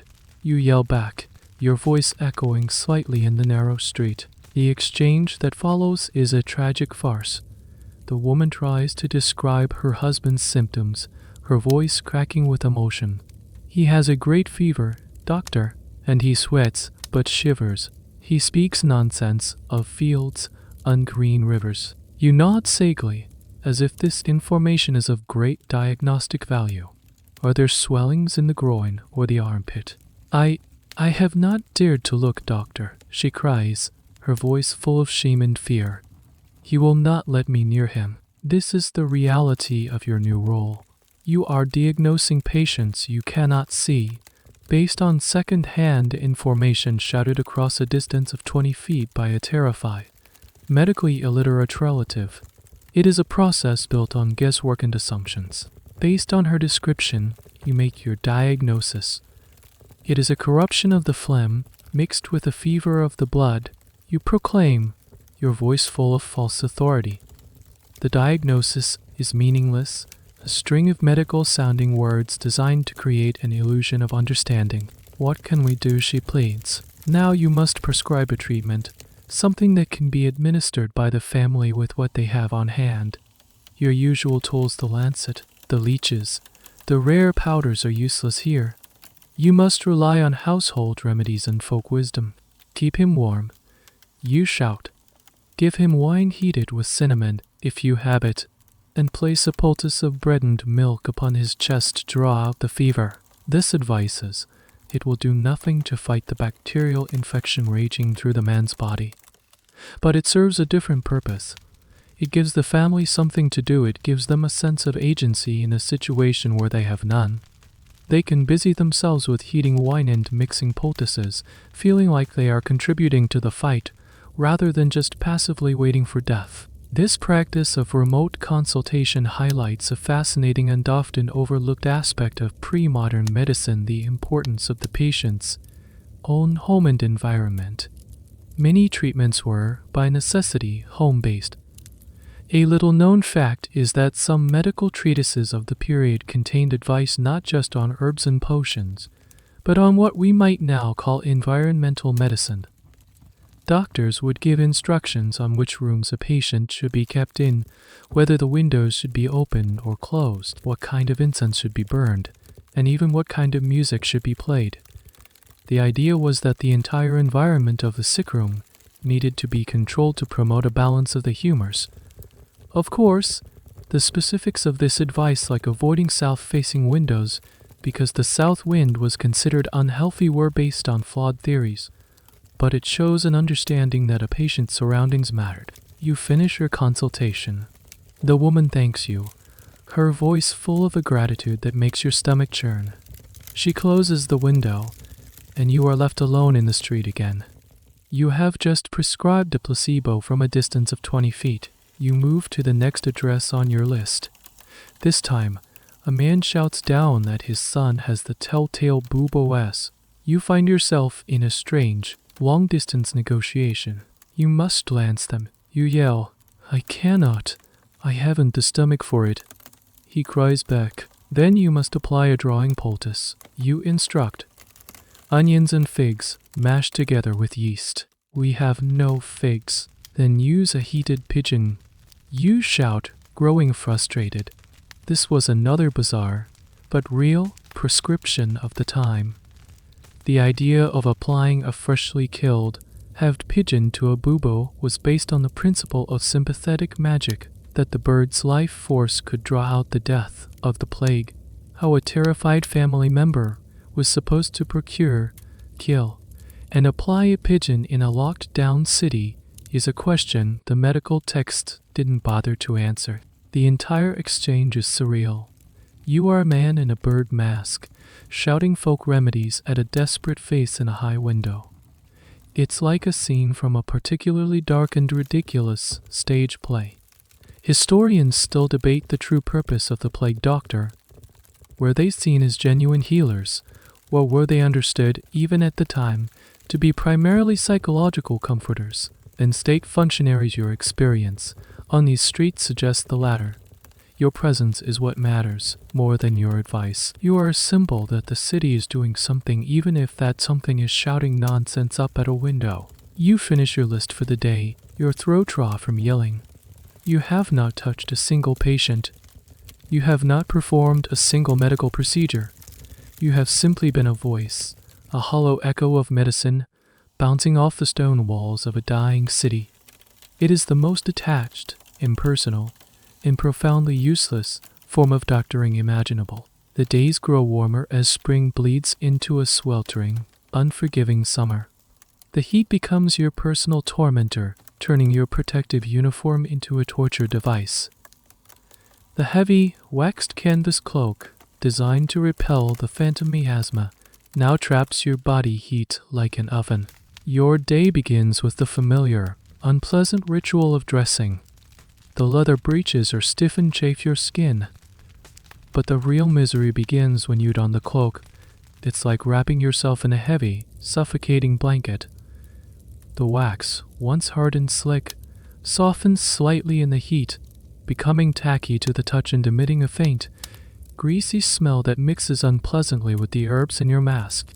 Within minutes of stepping out into the sun-baked streets, a layer of sweat slicks your entire body. It pools in the small of your back, trickles down your temples, and soaks the linen tunic you wear underneath. But there is no relief. The cloak is not breathable. There is no cooling breeze, no evaporation. You are simply walking in your own personal, mobile sauna. The weight of it is a constant, wearying burden. Your shoulders ache.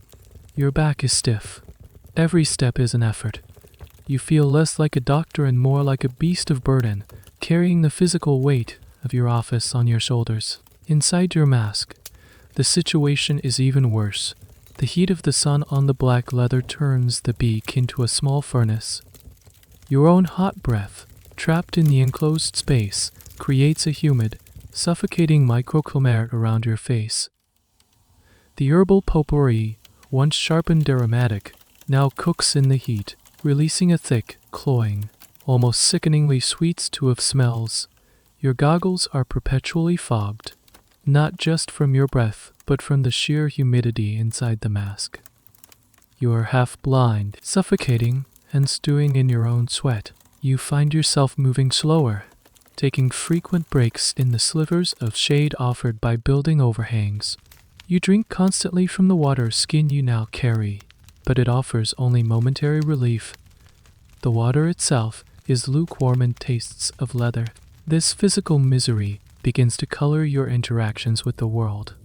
Your patience, already worn thin, evaporates. The shouted consultations become shorter, your instructions more curt. The endless walking from one desolate street to another becomes a grueling physical trial. One afternoon, while marking a door with the white cross, the long-handled brush feels impossibly heavy. Your arm trembles with fatigue. A wave of dizziness washes over you, and you have to lean against the wall to keep from falling. The world swims in your fogged-up vision. For a moment, you consider tearing the whole uniform off, right there in the street. To feel the air on your skin, to breathe freely, seems like the most profound luxury imaginable. But the fear, deeply ingrained now, holds you back. The fear of the miasma and the fear of the city council's wrath. This intense physical discomfort was an unspoken reality of the plague doctor's existence. While we romanticize or demonize the figure in the mask, we rarely consider the simple, mundane misery of historical study called experimental archaeology, where researchers try to recreate and use historical artifacts to understand the experience of the people who use them. While no one is volunteering to wear a waxed cloak in a simulated plague zone, one can imagine the conclusions. The uniform was brutally effective at causing dehydration, heat exhaustion, and skin ailments from the constant sweat and chafing. It's a strange thought that your greatest daily enemy is not the plague itself, which remains a terrifying but abstract threat, but your own clothing. The very thing meant to protect you is a source of constant, grinding torment. You begin to notice the small details of decay that the heat accelerates. The smell in the streets worsens, becoming a thick, tangible presence. The bodies collected by the death cart are more numerous. The stray dogs, once a rare sight, are now bolder, traveling in hungry packs. One evening, you return to your house, utterly drained. You peel off the sticky, sweat-drenched layers of your uniform. Your skin is raw and reed in places. Your tunic is so wet you can wring it out. You splash your face with the cool, clean water from your basin, and it's the most exquisite sensation you have felt all day. You lie on your simple bed, wearing only a thin shift, and for the first time, you seriously contemplate quitting. You have money now, more than you've ever seen. You could leave. You could bribe a guard, slip out of the city at night, and disappear. You could find a quiet village somewhere, a place untouched by the sickness, and live out your days in anonymous comfort, but something stops you. Is it a sense of duty, a fear of being caught, or is it something more complicated? You have become this character, this bird-faced man in black. The uniform, as much as you hate it, has become your identity. Outside of it, who are you, the failed doctor from a forgotten town here? In this Hell's Cape, you are a figure of importance. A feared, reviled, but necessary part of the city's machinery. The academic debate over the motivations of plague doctors often boils down to a simple binary: were they heroes or opportunists? But lying there, exhausted and miserable, you realize the truth is far murkier. Perhaps they weren't either. Perhaps they weren't either. Perhaps, like you, they were just men who made a choice, and then found themselves trapped inside the costume they had agreed to wear, unable to remember the person they were, unable to remember the person they were before they put it on. the phantom weight of the cloak still pressing down on you, and drift into a restless, sweaty sleep. The oppressive heat of the summer and the relentless, grinding nature of your work begin to take a toll that is more than just physical. A deep, corrosive weariness seeps into your bones, a fatigue of the soul. It culminates one sweltering afternoon in a moment of profound, shattering clarity. You are called to a tenement building in one of the poorest quarters of the city. The summons is unusual, it's for a child. Most of the poor have long since given up on calling for you. They either cannot afford the fee that the city demands for your services even if it's paid later, or they have simply resigned themselves to their fate.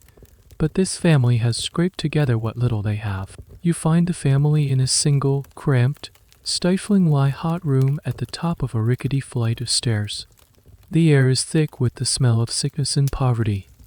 A father and mother, their faces etched with a desperate, pleading hope that is almost painful to look at, stand by a small cot. In the cot lies their daughter, a girl of about 7. She is in the final stages of the disease. Her small body is racked with tremors. Her breathing is a shallow, rattling gasp. Her skin is covered in the dark purplish blotches, the tokens that signify the end is near. She is not conscious. Her eyes are half open, but they see nothing. The parents look at you as if you are a divine messenger. "Please, doctor," the mother whispers, her voice raw. "They say you have powerful medicines. We sold our loom. It is all we have." She gestures to a small, worn pouch on the table. You look at the child and something inside you breaks. All the rituals, all the performances you have so carefully cultivated suddenly seem like a grotesque mockery. The unicorn horn, the leeches, the lancing, the shouted advice, the white cross on the door, it all collapses in your mind into a single, towering monument of futility. These parents haven't paid for a cure. They have paid for a lie. And you are the liar. You stand there in your ridiculous, suffocating uniform, the symbol of a medical authority that possesses no actual power. You are a scarecrow, dressed in the robes of a king, meant to frighten away a force of nature that cannot be frightened. For the first time, you don't reach for your satchel of useless powders. You don't offer any hollow words of advice about balancing humors or applying poultices. You just stand there in complete, damning silence. The father, misinterpreting your silence as a sign of professional contemplation, presses on. "Should we let her blood, doctor, or should we try the onion cure?" And then you do something you have never done before. You speak the truth. "No," you say. Your voice, filtered through the mask, is flat and devoid of its usual theatrical authority. It will not help. The parents stare at you confused. Hope is a stubborn thing. They are not ready to let it go. "But what should we do?" the father asks. You look from the dying child to the desperate faces of her parents, and you say the 3 words that your entire profession is designed to avoid. "I don't know." The words hang in the hot, stagnant air of the room. "I don't know." It is a confession of absolute, catastrophic failure. It is an admission that your mask, your cloak, your title, your entire existence in this city is a fraud. The hope in the parents' eyes finally dies. It is extinguished, not by the plague, but by your confession. The mother lets out a sob, a sound of pure, unadulterated grief, and collapses by her daughter's bedside. The father just stares at you, his face crumbling from hope into a stony, empty despair. He doesn't look angry. He just looks broken. You have done nothing for their daughter, and you have stolen the one thing they had left, the comfort of a lie. You have replaced their belief in a miracle with the cold, hard vacuum of reality. This moment of brutal honesty is something historians can only speculate about. Did plague doctors maintain their professional facade until the very end, or were there moments of human connection and truthful despair? The official records, the medical texts, they don't capture these quiet, private tragedies. They only record the theories and the treatments, not the moments when the practitioners themselves were forced to confront the absolute limit of their knowledge. This debate touches on the very nature of the doctor-patient relationship in a time of crisis. You turn and leave the room. You don't take the pouch of money. As you walk down the rickety stairs, the mother's sobs follow you. You feel a new kind of weight on your shoulders, heavier than your cloak, heavier than the summer heat. It is the weight of your own uselessness. You emerge into the blinding sunlight of the street. The world seems sharper, uglier, stripped of all its illusions. The miasma you've been fighting isn't a poisonous vapor in the air. It's the fog of ignorance and false hope that you have been peddling. And in that one moment of honesty, you have inhaled it, and it is choking you from the inside out. You have finally diagnosed the disease, and you realize it's not just in the city's bodies, but in its very soul. And you are one of its primary symptoms. That moment of crushing self-awareness changes you.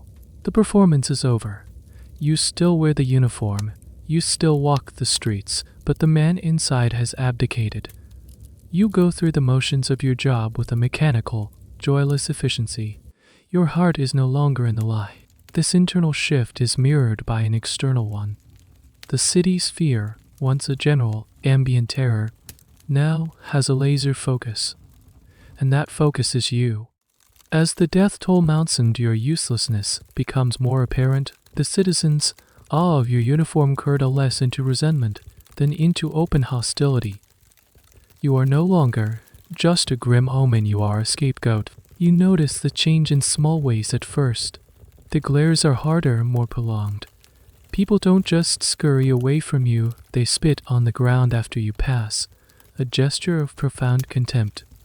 Whispers follow you down the alleys, words like charlatan, fraud, ghoul. One day, as you are walking through a market square, now mostly deserted save for a few desperate-looking vendors, a piece of rotten fruit sails past your head and splatters against the wall behind you. It's a cabbage heart, soft and brown with decay. You stop and turn. A small crowd of men, their faces gaunt and angry, are standing by a boarded-up stall. They don't try to hide. They stare at you, their eyes full of accusation. Quack! One of them shouts. You grow rich while we die. Go back to hell, you devil's bird. Another yells. You stand there for a moment, the black-clad target of their grief and rage. Your first instinct is fear, but it's quickly replaced by a strange, hollow understanding. They are not wrong. You are growing rich. The city pays your salary directly into an account held for you at the city hall. You are a symbol of the death and despair that has consumed their lives. Their hatred is logical. It is, in a twisted way, deserved. You simply turn and walk away, the sound of their jeers following you. This was a very real danger for plague doctors. While their contracts with the city offered a degree of official protection, they were often the most visible representatives of a failed system. Public anger needed a target, and the man in the strange, terrifying uniform was the most obvious one available. Historical accounts mention doctors being assaulted, chased from towns, and accused of being in league with the devil, deliberately spreading the plague for personal gain. This idea that the plague was being intentionally spread by plague spreaders, or unto our eye, was a widespread conspiracy theory, often targeting marginalized groups like foreigners, beggars, and sometimes the very doctors hired to fight the disease. The hostility escalates. The thrown refuse becomes more common: rotten vegetables, pebbles, and once a bucket of filthy water tossed from a high window that just misses you, splashing onto the cobblestones with a sickening sound.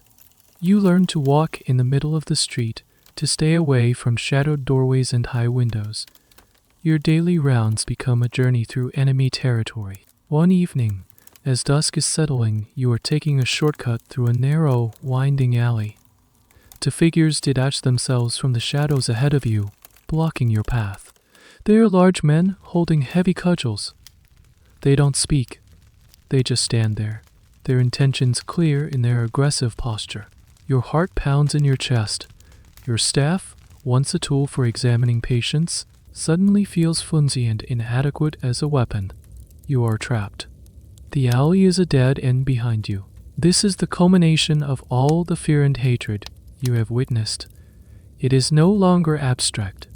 It is here, in the form of two men who see you as the embodiment of all their loss. They are going to beat the devil's burden. In doing so, take some small, violent revenge on the plague itself. You back away slowly, your heavy cloak restricting your movement. Your mind races. You could shout for the watch, but they rarely patrol these poor, forgotten quarters. You are on your own. Just as the men begin to advance, a door to your right creaks open. A woman, old and stooped, stands in the doorway. It's a woman whose husband you had pronounced dead a month ago. You had been honest with her, telling her there was nothing you could do, and had refused her payment.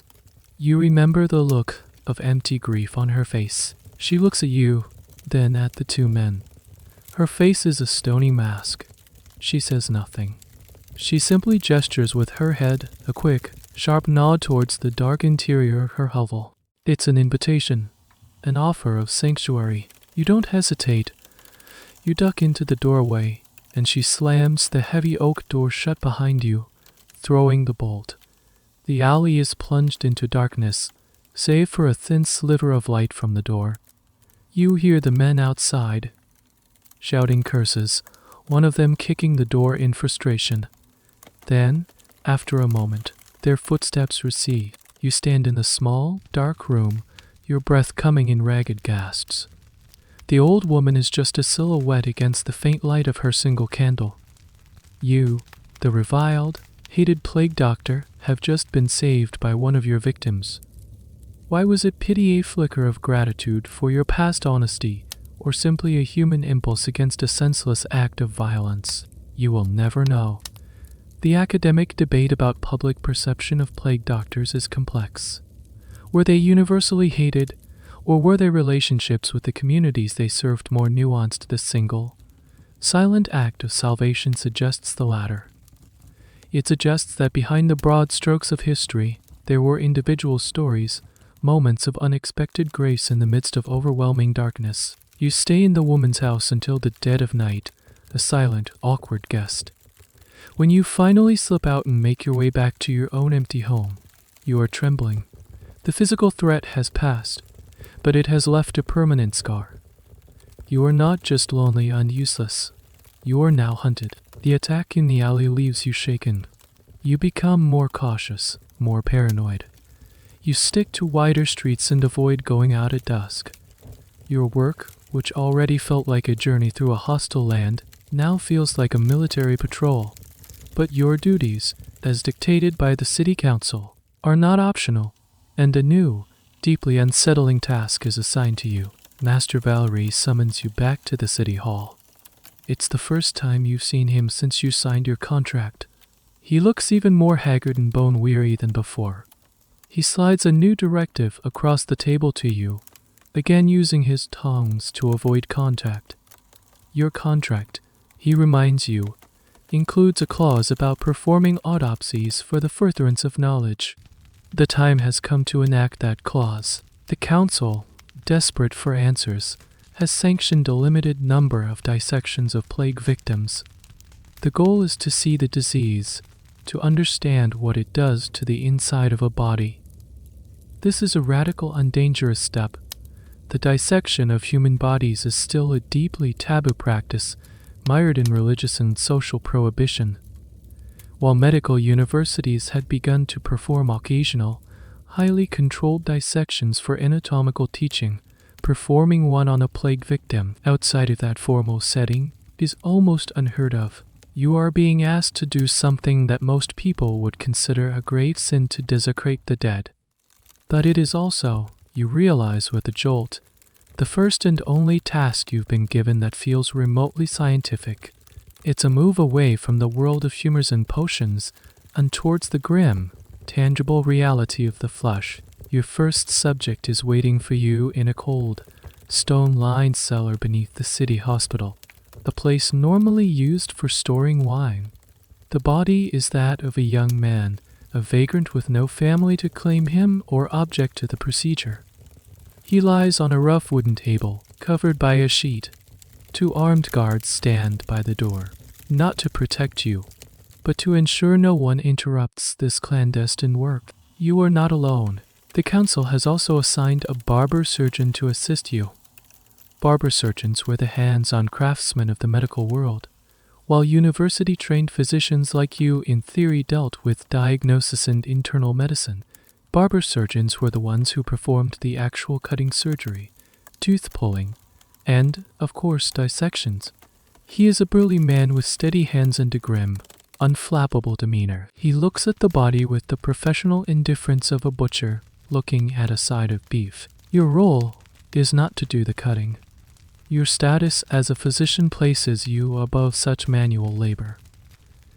Your job is to direct the procedure and to record the findings. You are the intellect, he is the hands. The air in the cellar is cold and damp. You and the surgeon are the only ones present, 2 men in a stone box about to commit a sacrilege. You take your ledger and a fresh quill. Begin, you say, your voice sounding unnaturally loud in the silent room. The surgeon pulls back the sheet. The young man's body is covered in the telltale signs of the plague, the dark, purplish buboes in his neck and groin, the scattered petechia across his torso. The surgeon takes up a large, sharp knife, not unlike a common kitchen knife. He makes the first long incision from the collarbone down to the pelvis. The sound of the knife cutting through skin and flesh is disturbingly mundane. He cracks the ribs with a heavy mallet and a chisel, a sickening wet crunch that echoes off the stone walls. The chest cavity is opened, and you see it. The plague is not just on the skin. The man's lungs, which should be pink and healthy, are dark, almost black, and filled with a bloody fluid. His spleen is swollen to several times its normal size, a purplish engorged mass. His other organs are speckled with dark, hemorrhagic spots. The disease has liquefied him from the inside out. You stare, both horrified and fascinated. For the first time, you are seeing the enemy. Not as a miasma or a humoral imbalance, but as a physical, destructive force. All the theories, all the talk of corrupted blood and bad air, seems like childish fantasy in the face of this overwhelming physical evidence. The disease is a monster that devours the body from within. The surgeon works methodically, cutting, probing, lifting organs for your inspection. The liver is inflamed. He grunts, his voice matter of fact. Spleen is put refeed. You try to describe what you are seeing in your ledger, but the classical Latin terms of medicine are inadequate. You find yourself resorting to simple, direct language. Lungs, black. Spleen, swollen and soft. You are writing the first chapter of a new, terrifying book. This kind of clandestine autopsy was a crucial, if gruesome, turning point in the history of medicine. While the doctors of the time lacked the germ theory to understand what they were seeing, these dissections were the very first step toward a pathological understanding of disease. They began to shift the focus from external symptoms and abstract theories to the internal, physical damage caused by illness. The accuracy and frequency of these plague-air autopsies are still debated by medical historians. Some records are detailed and surprisingly accurate, while others are vague and clearly influenced by pre-existing humoral theories. The notes you are taking now could one day be a footnote in that long, complicated history. The surgeon moves to the bubo in the man's neck, dissecting it with a smaller, more precise knife. He cuts it open. Inside is not a simple bag of fluid, but a solid mass of blackened, necrotized tissue, the consistency of a hard cheese.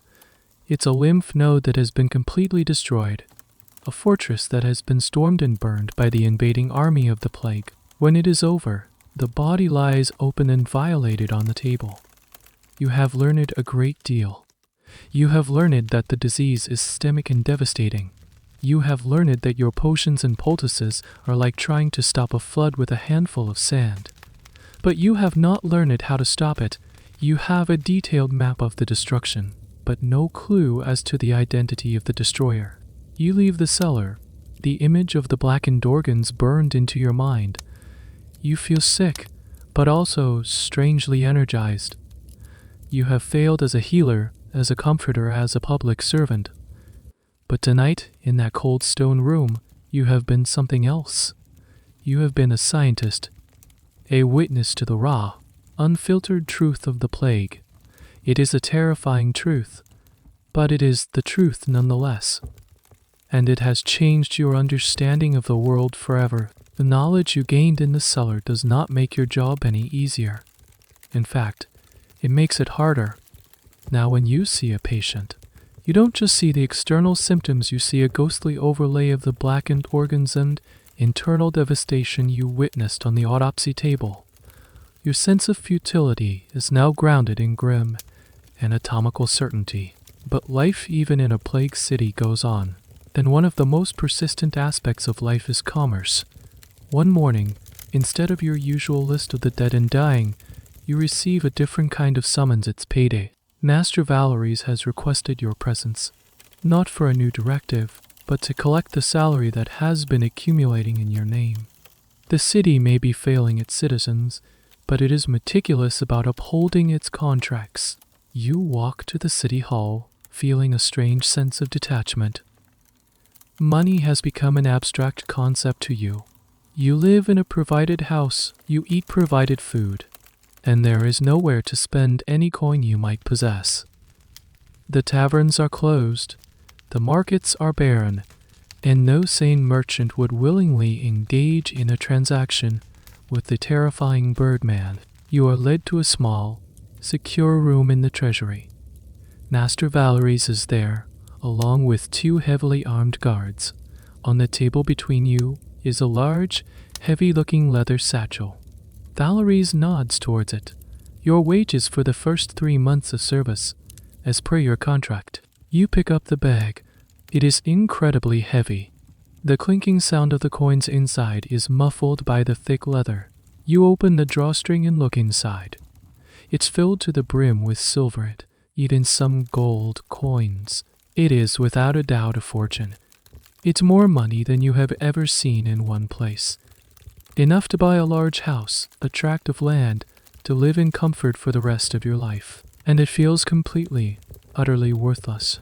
You look at the coins, and you don't see wealth. You see the faces of the people who have died under your care. Each coin is a ghost.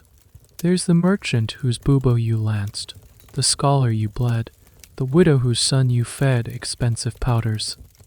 This bag is not a salary, it is a collection plate from a city of the dead. This high pay was one of the primary incentives for taking such a deadly job.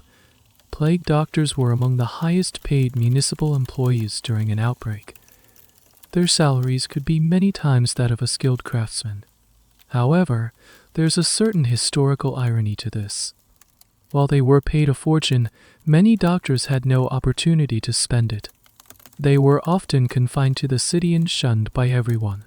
Furthermore, a significant number of them died from the plague themselves, their accumulated wealth passing to distant relatives or, more often, being reabsorbed by the city treasury. The high salary was, in many cases, a posthumous hoard. Valeries pushes a ledger towards you. Sign here to acknowledge receipt. You signed. Your signature, still a clumsy scrawl in your heavy glove. You heft the bag. The physical weight of it is immense. You have converted 3 months of horror, futility, and isolation into a bag of metal. It feels like a terrible, obscene alchemy. You walk back to your house, the heavy satchel banging against your leg. You feel conspicuous, a walking target. The few people on the streets eye the bag with a mixture of greed and contempt. They know what it is. It's plague money, blood money. You get back to your house and lock the door behind you. You empty the contents of the bag onto your plain wooden table. The coins spill out, a glittering, cascading river of silver and gold. They catch the dim light from the window, a dazzling, beautiful sight. And you feel nothing but revulsion. What is the point of this? You run your gloved fingers through the pile. The coins are cold and smooth. You could use this to escape. You could bribe a dozen guards, buy a horse, and be 100 miles away by tomorrow night. The temptation, which you'd dismissed before, is now a tangible, glittering pile in front of you, but the image from the autopsy cellar flashes in your mind. The blackened lungs, the swollen spleen. You now know what the plague is. It's not a local problem. It's not just this city. It's a fire raging across the world. Where would you even run? You have a sense that the whole world is just a bigger version of this plague-stricken city. The idea of a safe place feels like a childish fantasy. There's a lesser-known aspect to the plague doctor's contract. The hazard pay wasn't just for the risk of disease. It was also to compensate for the complete loss of their future career prospects. A doctor who served as a medico della peste was often stigmatized for life. Even if they survived, other towns' unwealthy patrons might be hesitant to hire someone so intimately associated with death and pestilence. The fortune they earned during the plague might be the only money they would ever make. You stare at the pile of coins. It's not an escape. It's a cage, a gilded one, but a cage nonetheless. It's a payment for your silence, for your complicity, for the forfeiture of your soul. With a sudden, angry gesture, you sweep the coins off the table. They clatter and scatter across the dusty floorboards, rolling into the dark corners of the room. You leave them there. You can't bear to look at them. The money lies where it fell, a glittering carpet of ghosts, a testament to a job that pays you everything except a reason to live. The pile of coins lies, scattered on your floor for days, gathering dust, a glittering testament to your grim work. You find you step over them, avoiding their cold touch. Your life has been reduced to a few core elements: the suffocating uniform, the hostile streets, the lonely house, and the ghosts of the dead. In this shrunken world, the normal human impulse to connect, to share one's life with others, has not entirely vanished. It has simply festered. One evening, overwhelmed by a profound sense of isolation, you feel a desperate urge to write a letter. A letter home. To your parents, to the life you left behind, to the man you used to be. You clear a space on your table, pushing aside a week's worth of stale bread. You find a clean sheet of parchment, trim a quill, and mix a small pot of ink. The simple, familiar act of preparing to write feels grounding, a ritual from a more civilized time. You dip the quill in the ink and pause, the tip hovering over the page. What do you say? How do you even begin to describe the reality of your existence here? Dearest mother and father, you write. The words look alien, the script of a stranger.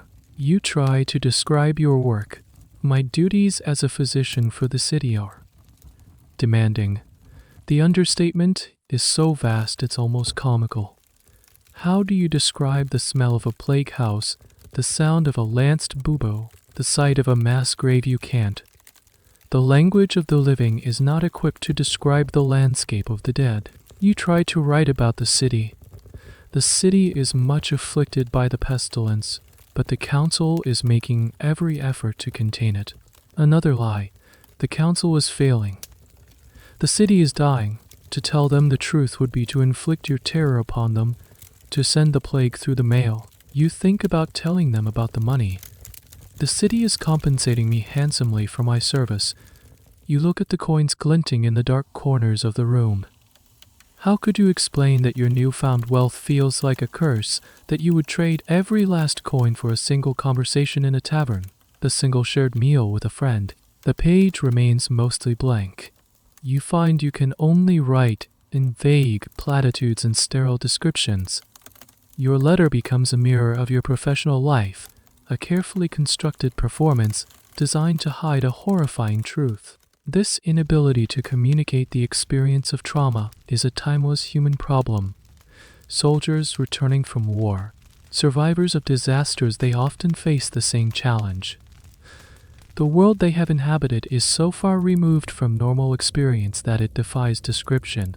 Historians studying letters from this period face a similar issue.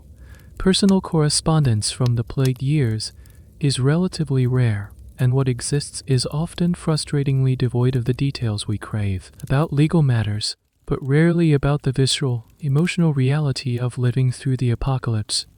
It's a historical silence that speaks volumes, a form of collective, unspoken trauma. You abandon the attempt to describe your work and try to ask about home. How is the harvest? Is old Master Giles's cough any better? The questions feel trivial, absurd. You are asking about coughs while you walk through a city of corpses. You feel a vast, unbridgeable chasm opening up between your present and your past. The man who cared about the harvest is gone.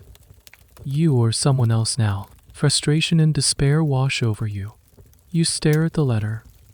It's a hollow, dishonest document. It says nothing of the fear, the loneliness, the suffocating mask, the weight of the cloak, the moment of self-hatred in the face of the dying child. It doesn't mention the men in the alley or the desecrated body in the cellar. To write the truth would be to create an argument of pure madness. And then there's a more practical and very real fear, the fear of contagion. A little known but fiercely debated topic is the role of letters in spreading the plague.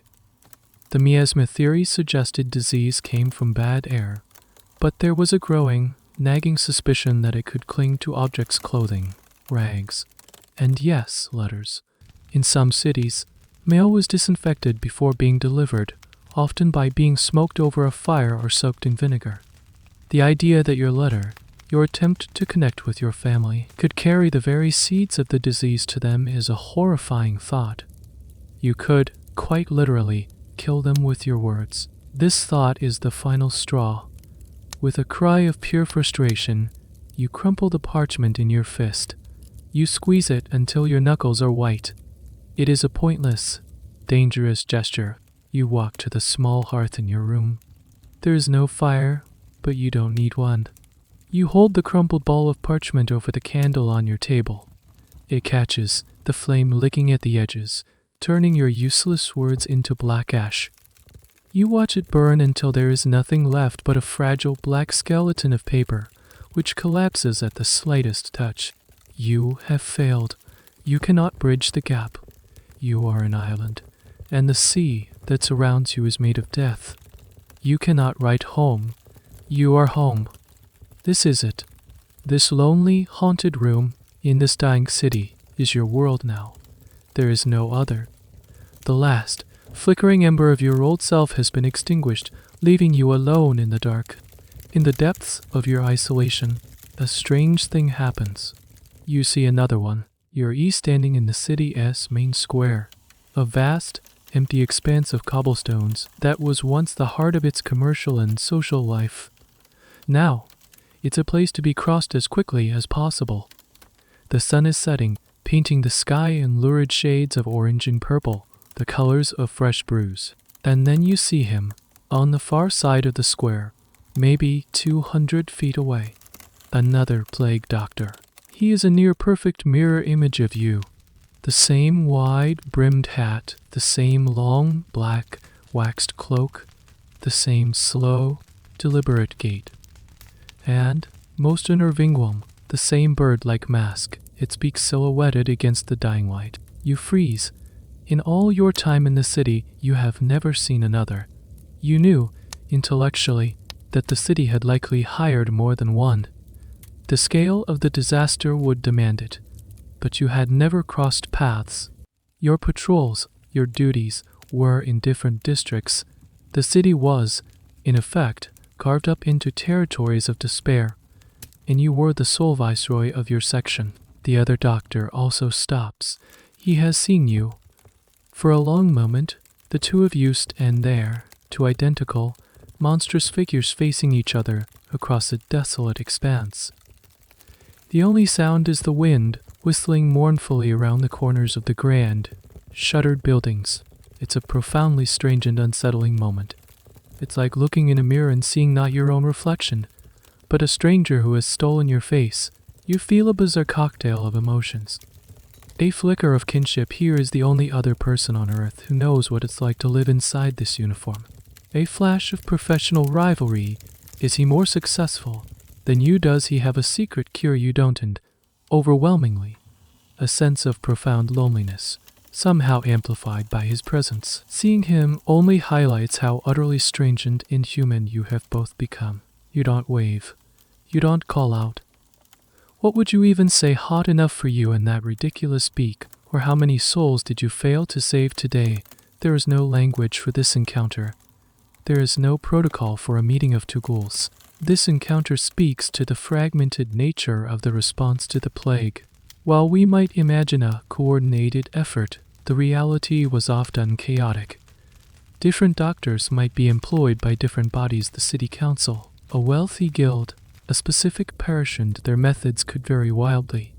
One might be a staunch Galenist prescribing bloodletting, while another might be a proponent of alchemical remedies. The existence of multiple doctors in a single city was not necessarily a sign of a well-organized system, but could be evidence of a fractured, competing, and ultimately ineffective approach. The historical record on this is, like so many things, patchy.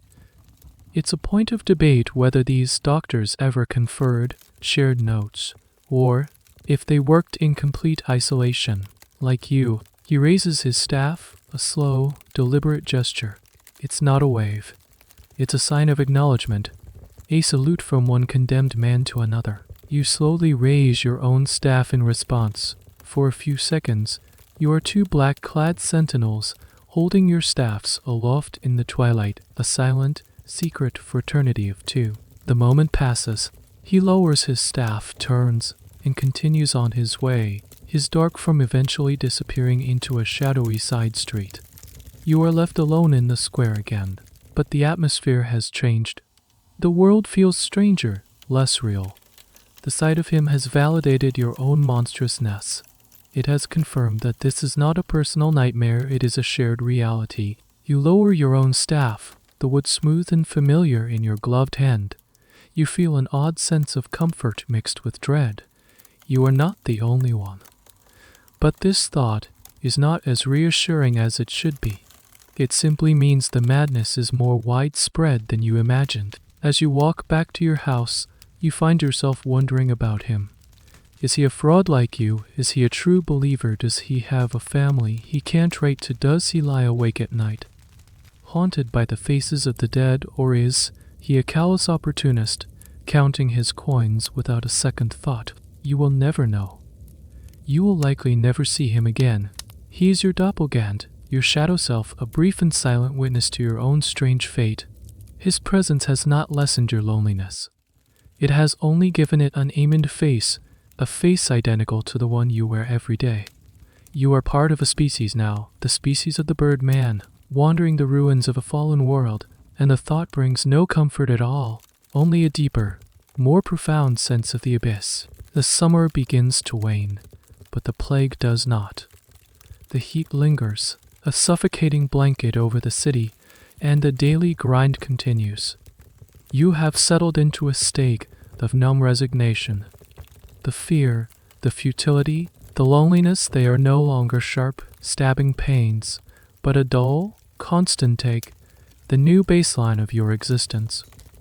You are a machine of morbid duties. You wake, you dress, you walk, you count, you mark, you sleep. One morning, as you are pulling on your stiff leather boots, you feel a small, tender spot on your own body. It's on the inside of your upper thigh, a place where the rough seam of your breeches has been chafing your skin for weeks. You dismiss it at first. A simple sore, a product of the constant sweat and friction of your uniform. But as you walk your rounds, you are aware of it. A small, persistent throb with every step. By midday, the tenderness has become a distinct, focused pain. You find a deserted alleyway to conduct a private examination. Leaning against a wall, you fumble with the ties of your breeches and reach down with a gloved hand. Your fingers find it immediately. A lump. It's small, no bigger than a bean, but it is hard, firm, and excruciatingly tender to the touch. It is located high up in your groin, exactly where you know the lymph nodes are. A cold, electric shock of pure terror jolts through you, so powerful it makes you gasp. The air in your mask suddenly feels thin, unbreathable. Your heart hammers against your ribs, a frantic, trapped bird. There can't be. You are careful. You wear the uniform. You never touch the sick. You filter the air through a fortress of herbs. You have followed all the rules, all the flawed, useless, ridiculous rules you have prescribed to others. But you know what it is. You have seen it on dozens of others. You have lanced them, prescribed potions for them, and recorded their names in your ledger of the dead. It is a bubo, your bubo. The world tilts on its axis. The solid cobblestones beneath your feet suddenly feel like shifting sand. The distant sounds of the city, a dog barking, a hammer falling seem to come from a great distance. You are encased in a bubble of silent, screaming panic. You quickly eye your breeches, your fingers clumsy and trembling. You look around the alley. Has anyone seen you? Your fear and your professional authority are suddenly replaced by the primal, animal terror of the sick. You are no longer the doctor. You are the contaminated one. The mark of the plague is upon you. You stumble out of the alley, trying to walk normally, but your every step is a reminder of the alien presence growing in your flesh.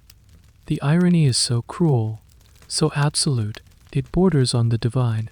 You, the great fraud, the man who has pretended to fight this disease, have now been claimed by it. This was the ultimate fate of many plague doctors. Despite their precautions, the waxed cloak, the mask, the staff, they were not immune. Their constant proximity to the sick, walking through the most heavily infected parts of the city, made them prime targets. The historical record is filled with accounts of cities hiring multiple plague doctors in succession, each one dying and being replaced.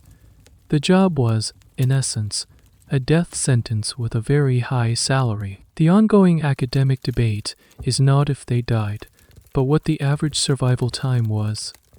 Weeks, months you have lasted the summer.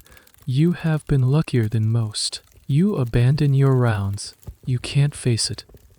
How can you go to a house and pronounce judgment on the sick when you are carrying the same sickness within you? How can you paint a white cross on a door when your own body has become a plague house? You hurry back to your lonely residence, your mind a whirlwind of denial and terror. Maybe it's just a swelling, a simple infection from the chafing. It could be anything, but you know it's not. You have seen this story play out too many times. You know how it begins. You bar the door to your house, not to keep the world out, but to trap yourself within. You lean against the door, your body racked with shudders that are not yet from fever, but from pure, undiluted fear. You are a man of medicine, a man who has witnessed the full, horrific progression of this disease. You know exactly what is coming. The fever, the chills, the delirium, the pain. You have seen the end of this road, and it leads to a pit on the edge of the city. The first ominous symptom has appeared. The clock has started ticking, and you, the doctor, are utterly, terrifyingly, powerless to stop it. The next 24 hours are a descent into a private hell of your own making. You are trapped in your silent house with your two greatest enemies, the plague growing in your body, and the medical knowledge festering in your mind. The first wave of fever hits you that evening. It starts as a subtle chill, a tremor you can't control, even in the stuffy heat of the sealed room. You pile blankets on your bed, but the cold seems to be radiating from your bones outwards. Your teeth chatter uncontrollably.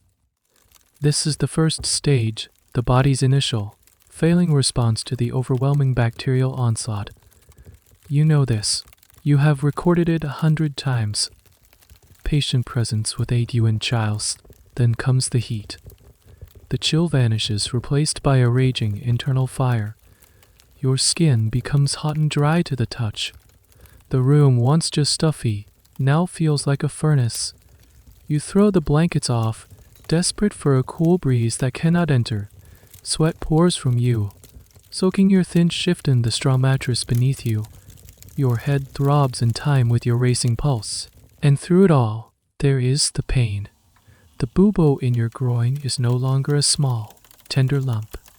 It is a swollen, angry mass, a ball of fire that sends searing bolts of pain down your leg and up into your torso with every slight movement. In a state of fevered desperation, you decide to do something you haven't done since you arrived.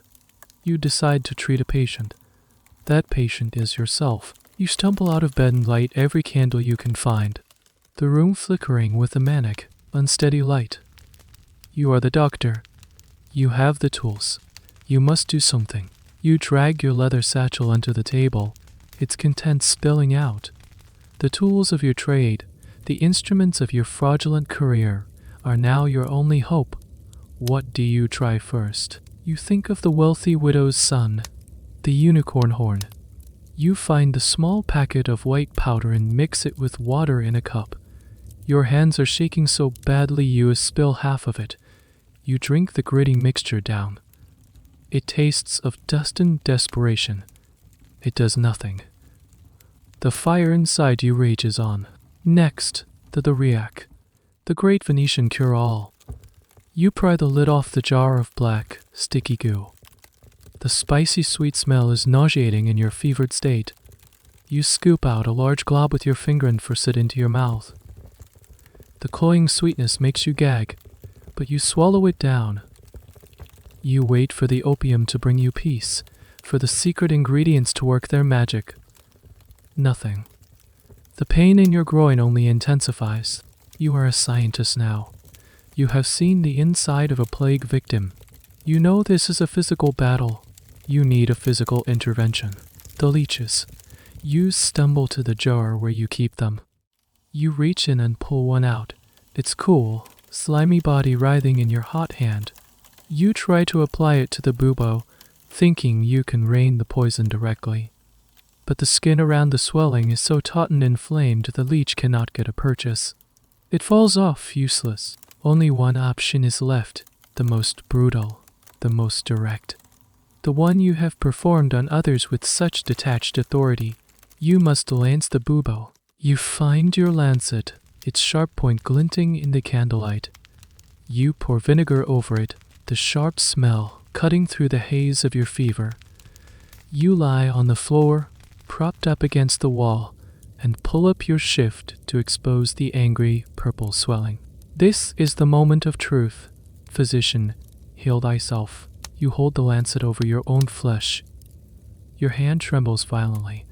To deliberately cut into your own body, to inflict such certain, excruciating pain upon yourself, requires a kind of courage you do not possess. You know the relief it offers is a lie. You have seen the blackened, dead tissue inside. Draining it will not save you. This is the ultimate, cruel punchline to your entire career. Faced with your own mortality, armed with a full arsenal of 14th century medicine, you are forced to admit the absolute, total bankruptcy of your profession. Every single thing you have done, every treatment you have prescribed is useless. It's a terrifying, liberating, and final piece of knowledge. The lancet falls from your nerveless fingers and clatters onto the stone floor. You can't do it. You can't even perform the lie on yourself. You begin to laugh. It starts as a low chuckle, then grows into a wild, delirious cackle that echoes in the small room. You are laughing at the absurdity of it all. The uniform, the potions, the theories, the money scattered on the floor. It is all a grand, cosmic joke, and you are the punchline. Your laughter turns into a sob, a ragged, hopeless sound. You curl up on the floor, a miserable, fever-racked ball of sweat and pain.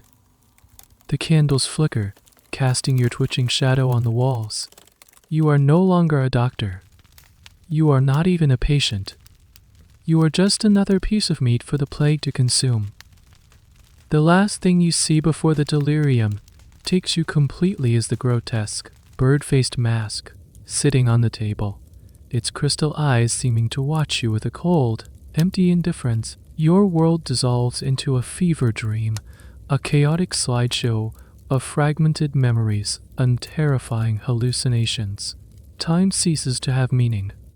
There is only the burning heat, the searing pain, and the darkness that gnaws at the edges of your consciousness. You are walking down an endless, twisting alley, the walls closing in on you.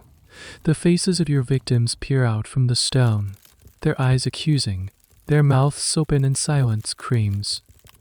The merchant, the scholar, the little girl, they reach for you with skeletal hands. You try to run, but your waxed cloak is impossibly heavy, rooting you to the spot. You are in the autopsy cellar again, but the body on the table is your own. The other plague doctor, your silent doppelganger from the square, stands over you, holding a lancet. He leans in close, and you see through his crystal eyepieces that his eyes are empty sockets. He speaks, but his voice is the sound of dry leaves skittering across cobblestones. Physician, he whispers, heal thyself. You are drowning. Not in water, but in a sea of gold and silver coins. They fill your mouth, your lungs. Their cold weight pulls you down into an abyss. You see Master Valerie's at the surface, his face impassive, dropping more coins into the water above you. These visions are punctuated by brief, terrifying moments of lucidity. You find yourself on the floor, the room spinning. The candles have burned down to sputtering pools of wax. A rat, grown bold, scurries across the far side of the room. You are parched with a thirst so profound your tongue feels like a piece of dry wood in your mouth. You crawl towards the water basin, your body a symphony of agony, and lap at the stale water like an animal. You are aware, in one of these moments, that you are no longer alone. The door to your house is open. A figure stands silhouetted in the doorway. It's not the cart driver. It's not a guard. It's the old woman from the alley, the one who saved you. She has a small bowl in her hands. She approaches you, her face a mask of pity, and holds the bowl to your lips. It's just water, but it is the most precious thing in the world. You drink. She says nothing. She just watches you, then leaves, closing the door behind her. An act of kindness, a final, human gesture in a world that has forgotten the meaning of the word. This brief contact with another human being is a strange, debated part of the plague experience. While quarantine rules were strict, human compassion and religious duty sometimes overrode them. There are accounts of people, often women, known as Miziraki-dori, who would risk infection to bring food and water to their sealed-in neighbors. They weren't sung, often anonymous heroes of the pandemic. Was this old woman one of them, or was she simply repaying a debt? You will never know. The fever peaks. Your body is a battlefield. The bacteria and your immune system are locked in a war of annihilation, and the battlefield is being burned to the ground. Your mind finally lets go, surrendering to the void. There is no more pain, no more fear, only a vast, empty silence. And then, slowly, impossibly, the silence begins to recede. You wake up. Not with a jolt, but with a slow, gentle return to awareness, like surfacing from a deep, dark body of water. You are lying on your bed. The room is bright with daylight. The door is ajar, letting in a sliver of fresh air. The air smells different, cleaner. The pervasive, sweet smell of death that has haunted the city for months is fainter. You are weak, weaker than you have ever been in your life. Your limbs feel like they are made of lead, but the fire is gone. The fever has broken. You tentatively touch the spot in your groin. The swelling is still there, but it is smaller, softer. The excruciating pain has subsided to a dull, manageable ache. You have survived. You lie there for a long time simply breathing. The simple act of inhaling without pain, of thinking a clear thought, feels like a miracle. You are one of the lucky ones, the survivor. Why, there is no scientific reason. The lethality of the plague varied, and a small percentage of those infected did, for reasons still debated by scientists today. Perhaps a less virulent strain, perhaps a stronger immune response managed to survive. You have won a lottery you didn't even know you were playing. Over the next few days, you slowly regain a sliver of your strength. The old woman continues to leave water and small pieces of bread at your door. You never see her, but you know she is there. One day you feel strong enough to stand and walk, shakily to the window. You push it open and look out. The city has changed. There is movement in the streets, not the furtive scurrying of the terrified, but the slow, deliberate movements of people beginning to emerge from their homes. You see two women talking in a doorway. You see a man sweeping the steps of his shop. You hear the distant, almost forgotten sound of a child's laughter. The plague has not vanished, but its grip has loosened. The great wave has crested and is beginning to recede. The city, scarred and decimated, is taking its first, tentative breath of life. Your work here is over. The city no longer needs a plague doctor. It needs builders, merchants, priests. It needs to live again. And you, the man in the bird mask, are a relic of the time of death. A symbol of a nightmare that the city is desperate to forget. Your contract is fulfilled, not by any clause on the parchment, but by the simple, brutal fact of your own survival and the city's slow return to life. The silence you now feel is not the silence of fear, but the silence of an empty stage after the play has ended. The end is near now, and a gentle quiet seems to settle over everything. The sharp edges of the world begin to soften, blurring into a peaceful haze. You can feel the story winding down, like a music box slowly coming to rest. The frantic pulse of the city fades into a soft, rhythmic hum, a lullaby for a world that is tired of nightmares. You can let go of the fear now. Let it drift away like smoke on a gentle breeze. Imagine yourself in that quiet room, the warm sunlight slanting through the window, illuminating the dust motes dancing in the air. Each one is a tiny, forgotten story, finally at peace. The weight of the waxed cloak is gone from your shoulders. The confining pressure of the mask is a distant memory. You can breathe freely, a slow, deep breath that fills you with the clean air of a new morning. There is nothing left to do, nowhere left to go. The journey is over. You are simply here in this moment of profound stillness. Allow the quiet to wrap around you like a soft, warm blanket. Let the gentle drone of the world outside your window become a soothing hum, a sound that promises rest in the slow, steady rhythm of healing. You are safe now, drifting in that calm, quiet space between the story's end and the beginning of a dream. Just rest. The end of the article. Good night.